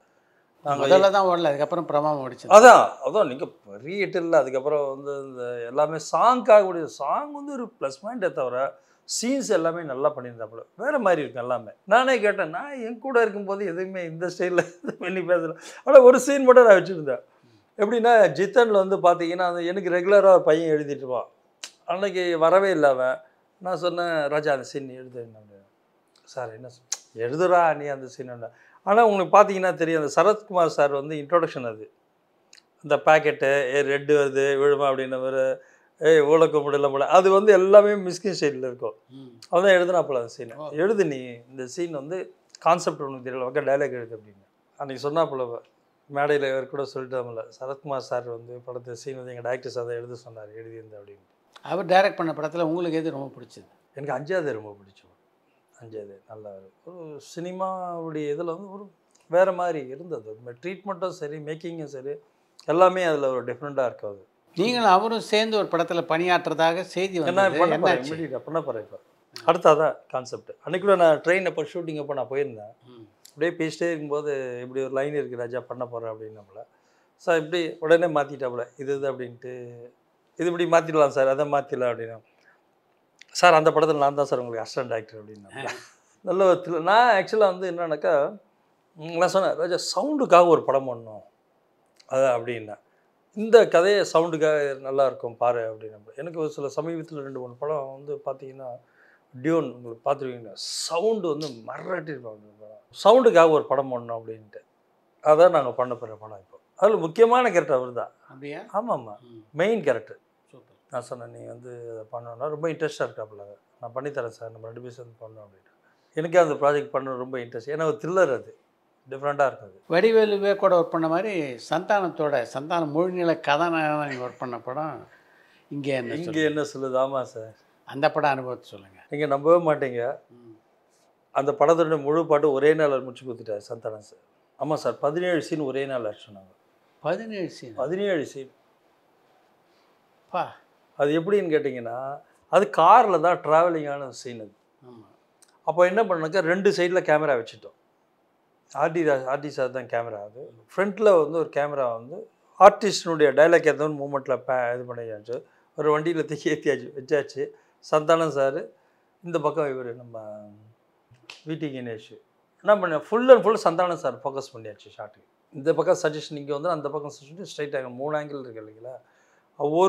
ஒரு சீனை 1/2 hour 45 minutes அடிச்சுவார், கண்டினியூஸாக அடிப்பார். அதை கட்ஸ் அங்கே இருக்க சீனை மட்டும் தான் என்ன கான்செப்ட்டுங்க. மணிவண்ணன் சார் கான்செப்ட் தான், மணிவண்ணன் மாதிரி தான். நீங்கள் வந்து மணிவண்ணன் சார் படத்தை நீங்கள் இன்டர்கெட்டாக பண்ண முடியாது. நான் அதில் ரொம்ப இன்டீரியராக பார்த்தது என்னன்னாக்கா வந்து சந்தானத்தை, மணிவண்ணன் சாருக்கு அப்புறம் ஒரு ஆர்டிஸ்ட் யாரானாக்கா சந்தானம் தான். நீங்கள் சீன் வந்து இன்டர்கேட்டில் பண்ணவே முடியாது உங்களை. அதனால தான் சஜஷன் 2 சஜஷன் போட்டு ஒரே ஆங்கிள் ஃபிக்ஸ் பண்ணியாச்சு. பேசிகிட்டே இருப்பார், அவர் விடவே மாட்டார். இவர் எதனா அடிச்சுன்னா பட்டுன்னு அடிச்சுடுவார். அந்த கான்செப்டில் 1/2 hour 45 minutes தான் ஒரு சீன். அப்படி பண்ணி கொடுத்துட்டு போயிட்டார் அவர். 5:30 மணிக்கெல்லாம் முடிச்சு பேக்கப் ஆகி கிளம்பிட்டார் அவர். அவருடைய அது நான் உண்மையிலே ரொம்ப இதான இம்ப்ரெஸ் ஆன விஷயம் அதுதான். அது மணிவண்ணன் சார்கிட்ட மட்டும்தான் நான் பார்த்தேன். அதுக்கப்புறம் சந்தானம் சார், அவருக்குள்ளே ஒரு டைரக்டர் இருக்கார் உண்மையிலே. ஆமாம்மா, அவருக்குள்ளே ஒரு நல்ல டைரக்டர் இருக்கார் அவர். ஆமாம், நீங்கள் வேணா பாருங்கள், ஃப்யூச்சரில் சந்தானம் சார் டைரக்ட் பண்ணுவார்.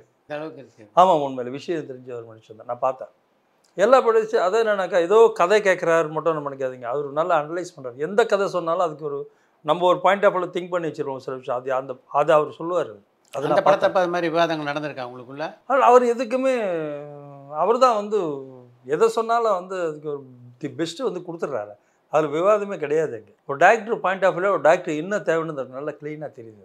அது ஒரு பெரிய விஷயந்தான். எல்லா ஆர்டிஸ்டும் சார் நிறைய பேர்கிட்ட வந்திருக்கு. எனக்கு சூரிய ஒரு படம் பண்ணியிருக்கேன் நான். ஆமாம், சூரி வந்து எனக்கு ஒரு படம் பண்ணியிருக்காரு, துள்ளி விளையாடுன்னு ஒரு படம் பண்ணேன். சூரிய பண்ணி பிரகாஷ் ராஜ் பண்ணது. பிரகாஷ் ராஜ் அது டிஃப்ரெண்ட்டாக பண்ணியிருப்பார் பிரகாஷ் ராஜ். அதுக்கு அதில் வந்து சூரிய அப்படி தான் நான் பார்த்தேன். எல்லாம் நினைக்கிறோம் திடீர்னு ஒரு கேரக்டரைசேஷன் வருது இப்படி பண்ணுது, இல்லை உள்ளுக்குள்ளே அது ஒரு இது இருக்குது. ஒரு சீனை நம்ம எக்ஸ்பிளைன் பண்ணிவிட்டால் சூரிய வந்து அவ்வளோ அழகாக டெவலப் பண்ணி பேசுவாப்பில். உள்ளுக்குள்ளே ஒரு கேரக்டரைசேஷன் இருக்காது. எல்லாமே ஹோம்ஒர்க் பண்ணுறான். ஸோ சாதாரணமான ஜெயிக்க முடியாது சார். அந்த விஷயத்தில் இந்த பார்த்தீங்கன்னா சந்தானத்தினுடைய வளர்ச்சி வந்து பெரிய மேட்டர் உண்மையில். இப்போ ஒரு மலையாள படம் டைரக்ட் பண்ணியிருக்கீங்களா? ஆமாம் சார், சுரேஷ் கோபி பையன் அறிமுகப்படுத்துறீங்க. ஆமாம் சார். சுரேஷ் கோபின்னு 2வது பையனை மாதவ் சுரேஷ்னு. அவன் வந்து என்னன்னாக்கா சௌத்ரி சார் தான் ப்ரொடியூசர். அவர்கிட்ட நான் சொன்னேன், சார் ராவாக ஒரு படம் வந்து எடுக்கணும் சார். அது அங்கே எங்கேருந்து அந்த மலையாள படத்துக்கு உங்களை தேர்ந்தெடுத்தார்? ஆமாம் சார். அது அமரம் வந்து பரதன் சார் வந்து நான் பயங்கரமான ஃபேன். ஏன்னா லெனின் சார் வந்து பரதத்தை படத்தை வந்து நான் இன்ஸ்டியூட் முடிச்சு வந்தேன்னா எனக்கு ஃபஸ்ட்டு அவர் போட்டு காமிச்ச படமே அமரம் தான். நீ பரதன் படம் பாரு அப்படின்னாரு. அவர் தான் வந்து என்ன பண்ணுவார், அந்த ஜார்ஜ் படம் அவர் என்ன எடிட் பண்ணாலும் அந்த படத்தை பார்க்க சொல்லுவார். எப்படி பண்ணிக்கிறாங்க பாருங்கள், நீங்கள் இன்ஸ்டியூட்டில் வந்து நீங்கள் ஹாலிவுட் ஃபிலிம்ஸ் அது நெக்ஸ்ட் இங்கே பாரு அப்படின்வார். அந்த பரதம் வந்து சார் லொக்கேஷனுக்காக நான் எடுத்த படம் சார். இப்போ நீங்கள் நம்ம அந்த லொக்கேஷன் வந்து ஒரு கதை சொல்லுவோம் சார். நீங்கள் அமரம் படம் பார்த்தீங்கன்னா இவர் மதாம் பட் தான் கேமரா பண்ணியிருப்பார். ஒரு ஃப்ரேம் அவ்வளோ சூப்பராக இருக்கும். அந்த லொக்கேஷன் ஒரு கதை சொல்லும். அந்த இடத்துல எனக்கு எடுக்க ரொம்ப நாள் ஆசை. ஸோ அதுக்கு என்னடா அப்படின்னா ராவாக ஒரு படம் பண்ணோம் சொல்லிட்டேன் சார். லைட் கிட் எதுவுமே எனக்கு தெரியல. ஒரு கேமரா வச்சுட்டு ஒரு ராவாக ஒரு படம் பண்ணேன். ஃபிஷர்மேன் பேக்ட்ராப்பில் இருக்கக்கூடிய பசங்களுடைய லைஃப் இருக்கணும்னு சவுதி சார்கிட்ட சொன்னேன். நீங்கள் கதை சொல்கிறீங்களா முதல்ல? அவர்கிட்ட கதையே சொல்ல. இன்னி வரைக்கும் சார் என்கிட்ட கதையே வைக்கல. அதான் பெரிய ஐடியா. எப்படி அந்த படம் அமைஞ்சதா சொல்லுங்கள். அதை சார்கிட்ட சொன்னேன். சார் ஒரு ராவாக ஒரு படம் 4 பசங்களுக்கு ஐடியா. ஆமாம் எடுக்க போகிறேன் சார். அவர்கிட்ட சொல்லிவிட்டேன் பட்ஜெட் எவ்வளோ தான். இப்படி இவ்வளோ பட்ஜெட்டில் எடுப்பேன் அப்படின்னாரு. இல்லை சார் நான் எடுப்பேன் அப்படின்னாரு. நான் எடுக்க ஷூட்டிங் நடந்துட்டுருக்கு. எல்லோரும் சொல்லிட்டார். அந்த கூட அங்கே வந்து என்னன்னாக்கா அந்த சுரேஷ் கோபியுடைய மேனேஜர், பெரிய மேனேஜர் அவர் வந்து என்ன சொல்லிட்டாருன்னா இந்த படம் பெரிய லெவலில் வரும். இவர் ஒரு பட்ஜெட் சொல்லிக்கிறாரு, மேலே கொஞ்சம் பண்ணுங்க நல்லாயிருக்கும் அப்படின்னாரு.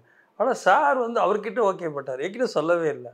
இப்போது அந்த ட்ரெய்லர் வந்து குமாட்டிக்கலி அந்த ட்ரெய்லர் பார்த்துட்டு சார் சொன்னார், யோ பெரிய படையா அப்படின்னாரு. செலவு வந்து சொல்லிட்டார் மேனேஜர். அவர்கிட்ட சொல்லிட்டார் எதுலேயுமே காம்ப்ரமைஸ் ஆகாத அதை எடு அப்படின்றார். அப்படி தான் அந்த படம் நாங்கள் எடுத்தது. சூப்பராக வந்திருக்கு படம். ரொம்ப நல்லா வந்திருக்கு படம். எப்போ ரிலீஸ் பண்ண போகிறீங்க? இப்போ ஜூலை ரிலீஸ் சார் படம். அதில் என்ன பெரிய ஹைலைட்னாக்கா யுவன் சங்கர் ராஜா ஒரு பாட்டு பாடியிருக்காரு. மலையாள இண்டஸ்ட்ரியில் வந்து எல்லாரும் பாடிட்டாங்க. தமிழ் மியூசிக் ஈவன் அனிருத்லேருந்து பாடிக்கிறான்னு கேள்விப்பட்டேன். ஃபஸ்ட் டைம் பாடியிருக்காரு. இத்தனைக்கும் மலையாளம் தெரியாது. ஆனால் நாங்கள் கேட்டதுன்னா சார் சொன்னார் இவனு கேட்டு பாருப்பா அப்படின்னாரு. மேனேஜர்கிட்ட கூப்பிட்டு சொன்னார் இந்த மாதிரி வந்து செல்வா அவர் படம் சாங் பாடுறோம். இமீடியட்டாக ஒத்துக்கிட்டார். ரொம்ப நல்லா வந்திருக்கு. எப்படி ஆக்ட் பண்ணியிருக்காரு சுரேஷ் கோபி சார்? சுரேஷ் கோபி சாரே என்கிட்ட கேட்டார், செல்வா ஃபஸ்ட்டு படத்தில் எல்லாமே வராது, ஈவன் டப்பிங்னா கூட எவ்வளோ நான் சொன்னேன் 4 டேஸில் பேச முடியாது. அவன் படம் டப்பிக்கு ஃபுல்லாக வரத்துக்கு கிட்டத்தட்ட 4 படம் ஆகணும். அதுக்கப்புறம் தான் 4 படத்துக்கு தான் அவனுக்கு தெரிய வரும் அப்படின்னு. ஆனால் அது எல்லாமே வந்து அவர்கிட்ட கூட சொல்ல, என்கிட்ட தான் சொன்னார். அப்புறம் படம் பார்க்கலாம். அவன் லைஃபு அவன் வரணும், அவனுடைய இண்டிவிஜுவல் தான். அவர் ஆமாம் சார் செட்டுக்கே வரல சார், ஒரே தடவை பர்த்டே அது வந்தார் சார், அவ்வளோதான் சார். அங்கே அப்படி தான் க்ளீனாக இருக்கிறாங்க. எடுத்த வரைக்கும் பார்க்கல, என்ன எதுவுமே பார்க்கல. ரிலீஸ் அப்போ பார்த்து ரிலீஸ் அப்போ நான் பார்த்துறேன். நீ வந்து அவனுடைய எது அது அப்படின்ட்டார். அவனா வரணும், அவனா வந்து அவனை டெவலப் பண்ணிக்கிட்டோம் அப்படின்ட்டார். அதே தான் நடிப்பு கூட இப்படி நடிக்குது, இப்படி பேசணும், இது எதுவுமே சொல்ல மாட்டார். நான் டப்பிங் அப்போ ஒரு சும்மா ஒரு ஃபைட்டாவது பாருங்கள் சார் அப்படின்னா அவர் கூட இருந்தாங்க எல்லாரும் பார்க்குறாங்க, இவர் மட்டும் பார்க்க மாட்டார். நான் சொன்னேன் ஒரு அதாவது ஒன்று மட்டும் சொன்னார். அன்றைக்கி ஏதோ ஒரு எழுதும்போது நம்மளுக்கு அது கேமரா இது செல்லில் காமிச்சான், பையன் தேறிட்டான்னு மட்டும் தெரிஞ்சுது அப்படின்ட்டார் என்கிட்ட. தேறிடுவா அப்படின்னாரு. ஆனால் உண்மையில் ஃபஸ்ட்டு படம் மாதிரியே தெரியாது சார். அந்த பையன் சூப்பராக பண்ணியிருப்பான். அப்போ என்னென்ன ஒரு பெரிய மேட்டர்னாக்கா, எல்லாருக்கும் ஒரு பெரிய இதுனாக்கா, மலையாள இண்டஸ்ட்ரியில் ஒரு தமிழ் டாக்டர் சுரேஷ் கோபி பையன், இது நிறைய பேர் அவர்கிட்ட கேட்டுக்கிறாங்க. ஆமாம், தம் பையன் அறிமுகப்படுத்துறதுக்கு ஏன்னா எவ்வளோ டாக்டர்ஸ் எவ்வளோ இது இருக்குமோ அது எப்படி அப்படின்னும் போது ஒரே வார்த்தை, கதை நல்லாயிருக்கு, சூப்பர் குட்டு, விஜய் வச்சு 2 படம் பண்ண டாக்டர், இதுதான் குவாலிஃபிகேஷன் அப்படின்னு. படம் அவன் நல்லா நடித்தான். கிளைமேக்ஸ்லாம் சூப்பராக பண்ணியிருப்பான். அதில் முக்கியமாக லேனான்னு ஒரு ஆர்டிஸ்ட் பண்ணியிருக்காங்க சார். அந்தம்மா அந்த படத்துக்காக மொட்டை அடிச்சிருக்காங்க. ஆமாம் சார், ஒரு லேடி கேரக்டர் அவங்க சூப்பராக பண்ணியிருக்காங்க அந்த அம்மா. நான் ஒரு விஷயம் அதுக்குள்ளே வச்சுருக்கிறேன். அது மலையாள இண்டஸ்ட்ரியில் எல்லோரும் அதாங்கிறேன், இது நான் எங்களுக்கே திங்க் பண்ணல, எங்களுக்கு ஐடியாவில் நீ எப்படி பண்ண அப்படின்னா, அதான் அந்த அம்மா கேரக்டர். ரொம்ப நல்லா வந்திருக்கு அந்த கேரக்டர். சார் கூட சொன்னார் கண்டிப்பாக இந்த அம்மாவுக்கு அவார்டு இருக்குது பாரு இந்த படத்தில் அப்படின்னு. விஜய் எப்போ கடைசியாக சந்திச்சிங்க? விஜய்க்கு நான் ஒரு கதை சொன்னேன் சார். எனக்கு என்ன அப்படின்னாக்கா, நான் சொல்லி ஒரு 4 to 5 years பேக் இருக்குன்னு நினைக்கிறேன். ஒரு கதை சொன்னேன். நான் ஃபஸ்ட் ஹாஃப் கிட்ட சூப்பராக இருக்குன்ட்டார், நல்லா இருக்கு அப்படின்னாரு. அது செகண்ட் ஹாஃப் வந்து அவர் கொஞ்சம் சில சேஞ்சஸ் தேவைப்படுது. அப்படியே பார்த்தாரு, சரி வேறு கதை ஒன்று பண்ணலான்னு, வேறு ஸ்டைலில் நம்மளை பண்ணலாம் அப்படின்னு சொல்லிட்டாரு. எந்த காலகட்டத்தில் இது? 6 வருஷம் இருக்கான்னு நினைக்கிறேன் தெரிஞ்சு. அதுக்கப்புறம் அவர் பார்க்கல? நான் பார்க்குறேன். இப்போ விஜயுடைய வளர்ச்சியை பார்க்குறீங்க. ஆனால் எங்கேயோ போயிட்டார், பெரிய வேறு அது வந்து சார் ஆட்டிடியூட் தான் சார் உங்களுக்கு காரணம். இப்போ எல்லாருமே நம்ம வந்து ஒரு சில பேர் வந்து வந்துட்டாரு அப்படின்னா சாதாரணமாக வர முடியாது. ஆட்டிடியூட் ரொம்ப முக்கியம். நம்மளுக்கு ஃபர்ஸ்ட் ஆஃப் ஆல் என்ன வேணும்னாக்கா ஒருத்தனோட வளர்ச்சிக்கு நான் என்ன ஃபஸ்ட்டு ஆட்டிடியூட் தான் மெயின் காரணம். அது அந்த ஆட்டிடியூட் இருந்தாங்கன்னா அந்த குவாலிஃபிகேஷன் தான் ஃபஸ்ட்டு. அது விஜய்கிட்ட இருக்குது. யாரையும் வந்து இம்மிடியட்டாக வந்து எதிர்த்து பட்டுன்னு பேசவே மாட்டார். இன்னும் ஒரு ஆர்டிஸ்ட்டை பற்றி சார் என்னுடைய செட்லேயே சார் இதற்கு ஒரு நாள் கூட ஒரு ஆர்டிஸ்ட்டை பற்றி பேசுனதே கிடையாது சார். அப்படியா? ஆமாம் சார், பேசுனதே கிடையாது சார். அப்படி பேசினாலும் அதை வந்து அவர் எதிர்க்க பேசணும், அப்படி பேசினா அப்படி முறைச்சிடுவார், அவ்வளோதான். யாராக பேசினா கூட. ஆமாம், யார் பேசினாலும் பக்கத்தில் யாரை பற்றி பேசணும் அவர் அந்த கமெண்ட் எடுத்துக்கவே மாட்டார் சார். ஒரு இன்னொரு டெக்னீஷியனை பற்றி நீ தப்பாகவே அங்கே பேசக்கூடாது. ஆமாம் ஆமாம், அவ்வளோதான். எதுக்கு நம்மளுக்கு அப்படின்ட்டு வேற எவனா பேசுகிறா கூட அது அந்த பக்கமே கிடையாது. ஒதுக்கி போயிட்டே இருப்பார் அவர். அவங்களும் பேச மாட்டார். அப்படியே எதனா பண்ணுறாங்கன்னா கமெண்ட் அடிக்கக்கூடாது யாரை பற்றியும் அவருக்கு. அது ஒரு பெரிய விஷயம் அது. ஆமாம் ஆமாம், எதனா விஷயம் அந்த விஷயம் போயிட்டு அது மாதிரி பண்ணணும் இல்லைன்னா நம்மளுக்கு என்ன வந்து அது பண்ணிட்டு போவோம். சுபா சாங்க்கு ஏதோ ஒன்று ஏதோ பண்ணலாம் அப்படின்னு. இல்லை பரவாயில்ல இது அப்படின்ட்டு. செட்டில் கூட நான் வந்து புதுசாக ஒரு பையன் நடிப்பான். அந்த கேரக்டர் வந்துருக்கு, எல்லாம் ப்ரொடியூசர் கேட்பார், அந்த பையன் புதுசாக வந்திருக்கான், நம்ம சொன்னோன்னு போட்டிருக்கிற கேட்டுக்க விஜய்கிட்ட வைக்கணும். அதெல்லாம் ஒன்றும் இல்லைண்ணா, நீங்கள் நடிக்கிட்டு ஒன்றும் பிரச்சனை இல்லை அப்படின்ட்டு. இவன் தான் நடிக்கணும், கூட இப்படி தான் இருக்கணும், அதெல்லாம் எதுவுமே கிடையாது. அவன் ஆசைப்பட்ட பெரிய ஆசையில் வந்திருப்பான், அவனை தூக்கிட்டாதுன்னுவார். ஆமாம், யூத்தில் நல்லதான் 4 பேரில் ஒரு பையன் வந்து ப்ரொடியூசர் சொன்ன பையன் வாசுன்னு ஒரு பையனை கூட்ட இன்ட்ரொடியூஸ் பண்ணாங்க. அவர் 2 நாள் நடிச்சிட்டாரு. அவருக்கு விருப்பமெல்லாம் சொல்லி தூக்கிலாம் ரீஷூட் கூட பண்ணலான்ட்டு. எதுக்கு ரீஷூட்டு, எதுக்கு, நான் எதுவுமே சொல்லலையேன்ட்டார் என்கிட்ட. அதெல்லாம் பெரிய மேட்ரு. அது இன்னைக்கு விஜய் அரசியல் நடிகர் வைக்க போகிறதா அறிவிச்சிருக்காரு. எப்படி பார்க்குறீங்க அது உங்களுடைய கதாநாயகனை? கண்டிப்பாக சார், அவருக்குன்னு ஒரு இடத்த பிடிச்சிருவார். விஜய் வந்து எப்படின்னாக்கா அவருடைய மூமெண்ட்டை நான் ரொம்ப நாள் செய்தோம்னா, பட் ஆனால் அவர் ஸ்டடியாக வரணும். எல்லாருமே அரசியலுக்கு வரணுன்ற மாதிரி வந்திருக்க மாட்டார். எனக்கு தெரியும் ஒரு நாள் கூட அந்த அரசியலை பற்றி படம் இது பண்ணும்போது கூட அந்த டாப்பிக்கே வந்ததில்லை. இப்போது அவருக்கு அந்த சமீபத்தில் இப்படி ஒரு விஷயங்கள் வந்துட்டுருக்குன்னா வந்து ரொம்ப கால்குலேட் பண்ணியிருப்பார் மைண்டில் ஒன்று. ஆனால் ஸ்டடி சார், உள்ளுக்குள்ளே வந்து ஒன்று உள்ளே வாங்கிட்டாருனாக்கா பின்னாடி போக மாட்டார் விஜய் சார். அதில் பெரிய மேட்ரு. அது உள்ளே வந்து ஒரு உள்ளே ஏறிடும். அதான் நம்ம விஜய் யூத்தில் சொன்ன கதை. இங்கே என்ன சொன்ன பண்ணுவேன், இங்கே என்ன சொல்கிறது செய்ய சொல்கிறான்ல, அதான் கான்செப்ட். அவருக்குள்ளே ஒரு மைண்ட் இருக்குது, அது அவர் ஃபிக்ஸ் பண்ணிப்பார். ஆனால் தப்பாக உடனே பட்டுன்னு எடுக்க மாட்டார். ரஜினியை லெவலில் பேசிகிட்டு இருக்கிறாங்க விஜய் கேரக்டர், அதை அவர் அக்செப்ட் பண்ணிக்கல. என் படம் ஷூட்டிங் அப்போலாம் நல்லா ஞாபகம் இருக்குது. ஆனால் அதெல்லாம் வந்து விஜய் வந்து ரஜினியோட கம்பேர் பண்ணிலாம் பேசிட்டு இருக்கிறாங்க அப்படின்னு அப்போ நல்லா யூத் அப்போல்லாம் ஞாபகம் இருக்குது. அவர் அதெல்லாம் அக்செப்ட் பண்ணிக்கவே இல்லை. என்னண்ணே சும்மா அதெல்லாம் யாராவது இது பேசுகிறாங்க, எனக்கே ஒரு மாதிரி. அவர் யார் அதான் என்கிட்ட பேசியிருக்காரு, நான் பேசுறத பார்த்துருக்குறேன். ஆனால் அவருக்குள்ளே ஒரு சின்ன பிடிவாதம் இருக்கார். ஆனால் நினச்சாருன்னு வச்சுக்கா அடிக்கணும்னு நினச்சினா அடிச்சுடுவார்.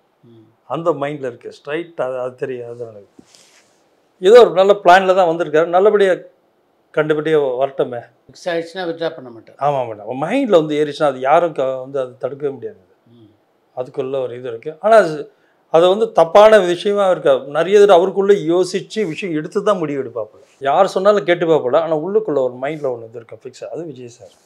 உங்களை பொறுத்த வரைக்கும் உங்களுடைய திரை வாழ்க்கையில் ஒரு குருநாதர்னா எஸ்.ஏ. சந்திரசேகர். ஆமாம். அவரை எப்போ சமீபத்தில் சந்திச்சிங்க? அவரை எப்போ நான் அடிக்கடி எப்போ நினச்சேன்னா போயிட்டு வந்துடுவோம். பர்த்டேனா அவர்கிட்ட போய் ஆசீர்வாதம் வாங்கிட்டு வந்துடுவோம் விஷயம்.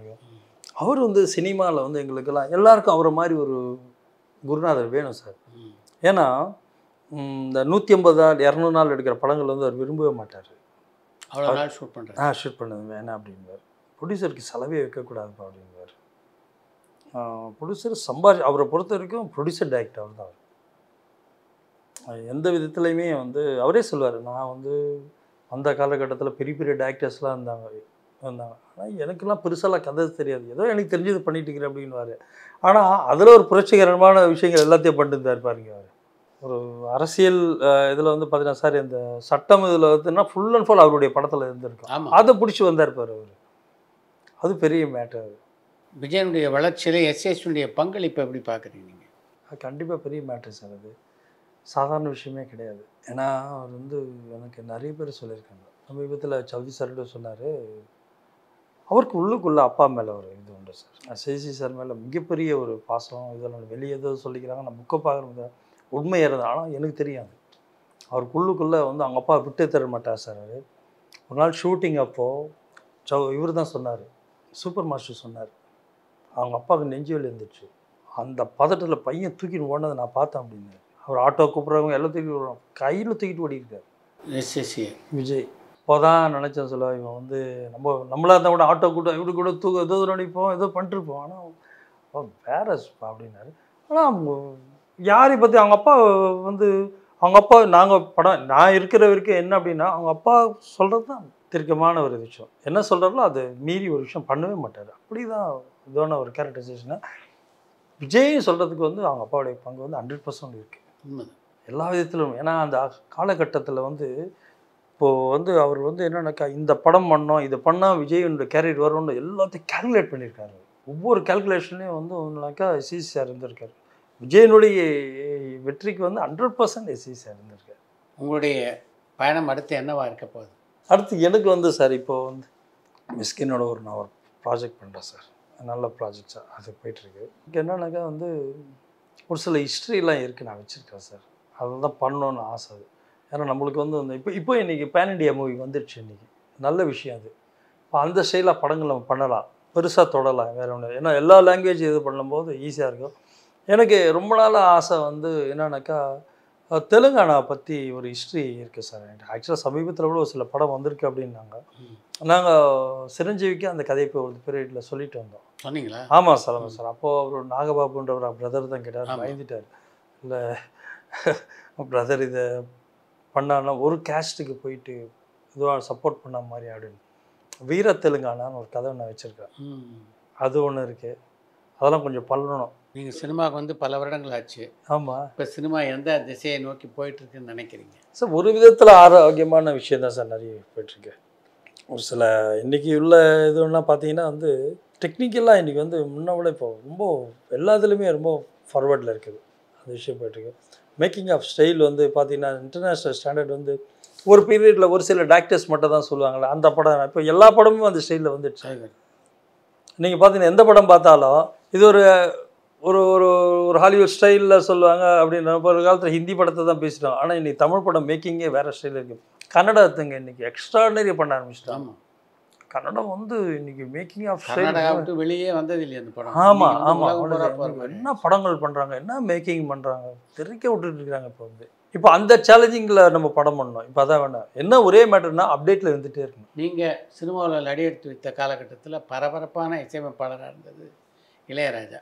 ஆமாம், ரகுமான் சார், ரகுமான் சார், இளையராஜா ரகுமான். ஆமாம் சார். அவங்களோட பணியாற்றணும் அப்படின்னு அந்த காலத்தில் நீங்கள் ஆசைப்படலையா? உண்மை சார். எனக்கு வந்து ராஜா சாருக்கிட்டையும் ரகுமான் சார்கிட்ட 2 பேர்கிட்ட உண்மையிலே பண்ணணும்னு ஆசை. இளையராஜா சார் வந்து இது நம்ம இரணியன் அவர் கூட நான் பண்ணுறதா இருந்தது. அப்புறம் அந்த கதை கேட்டு ஆமாம் அந்த கதையெல்லாம் கேட்டு ரொம்ப இம்ப்ரெஸ் ஆகிட்டார். நாங்களாம் ஆரம்ப காலத்தில் இப்படி தான் நாங்கள் வந்து கம்யூனிஸ்டில் வந்து நாங்களாம் பாட்டு பாடி வந்தோம் செல்வா அப்படின்ட்டு நிறைய விஷயம் என்கிட்ட சொல்லியிருக்காரு. ஒரு இதுவாக போயிடுச்சு. ஆனால் இப்போ எனக்கா இளையராஜா சார் வச்சு நான் அடுத்து ஒரு படம் பண்ண போகிறேன். அப்படியா? ஆமாம், பண்ண போகிறேன், போயிட்டுருக்கு. கன்ஃபார்ம் ப்ரொடியூசர் சொல்லி பேசிட்டேன். அவர்கிட்ட சொன்ன முதல் வார்த்தை இளையராஜா சார் தான் மியூசிக். ஓகே சார், ஒன்றும் இல்லை சார், நல்லா இருக்கு. ஒரு பேன் இண்டியா மூவி ஒன்று பண்ண போகிறேன் சார் இப்போ அடுத்து, அது ஒன்று போயிட்டுருக்கு. ரொம்ப நன்றி. ரொம்ப நன்றி சார். அனுபவங்கள்லாம் நம்ம ரசிகர்களோட பகிர்ந்து கொண்டது. சாய் வித் சித்ரா என்ற ப்ரோக்ராம் வந்து நான் பார்த்துருக்கேன், ரொம்ப நல்ல ஃபேமஸான ப்ரோக்ராம். அதில் நான் வந்தது வந்து பார்த்தீங்கன்னா எனக்கு ரொம்ப சந்தோஷமாக. சாருடைய ரசிகர்களுக்கு ரொம்ப நன்றி. தேங்க்யூ. பரபரப்பான சினிமா செய்திகள், நட்சத்திரங்களின் பேட்டிகள், சினிமா வரலாறு ஆகியவற்றை பார்க்கவும் படிக்கவும் உங்களுக்கான இணையதளம் tourantalkies.co.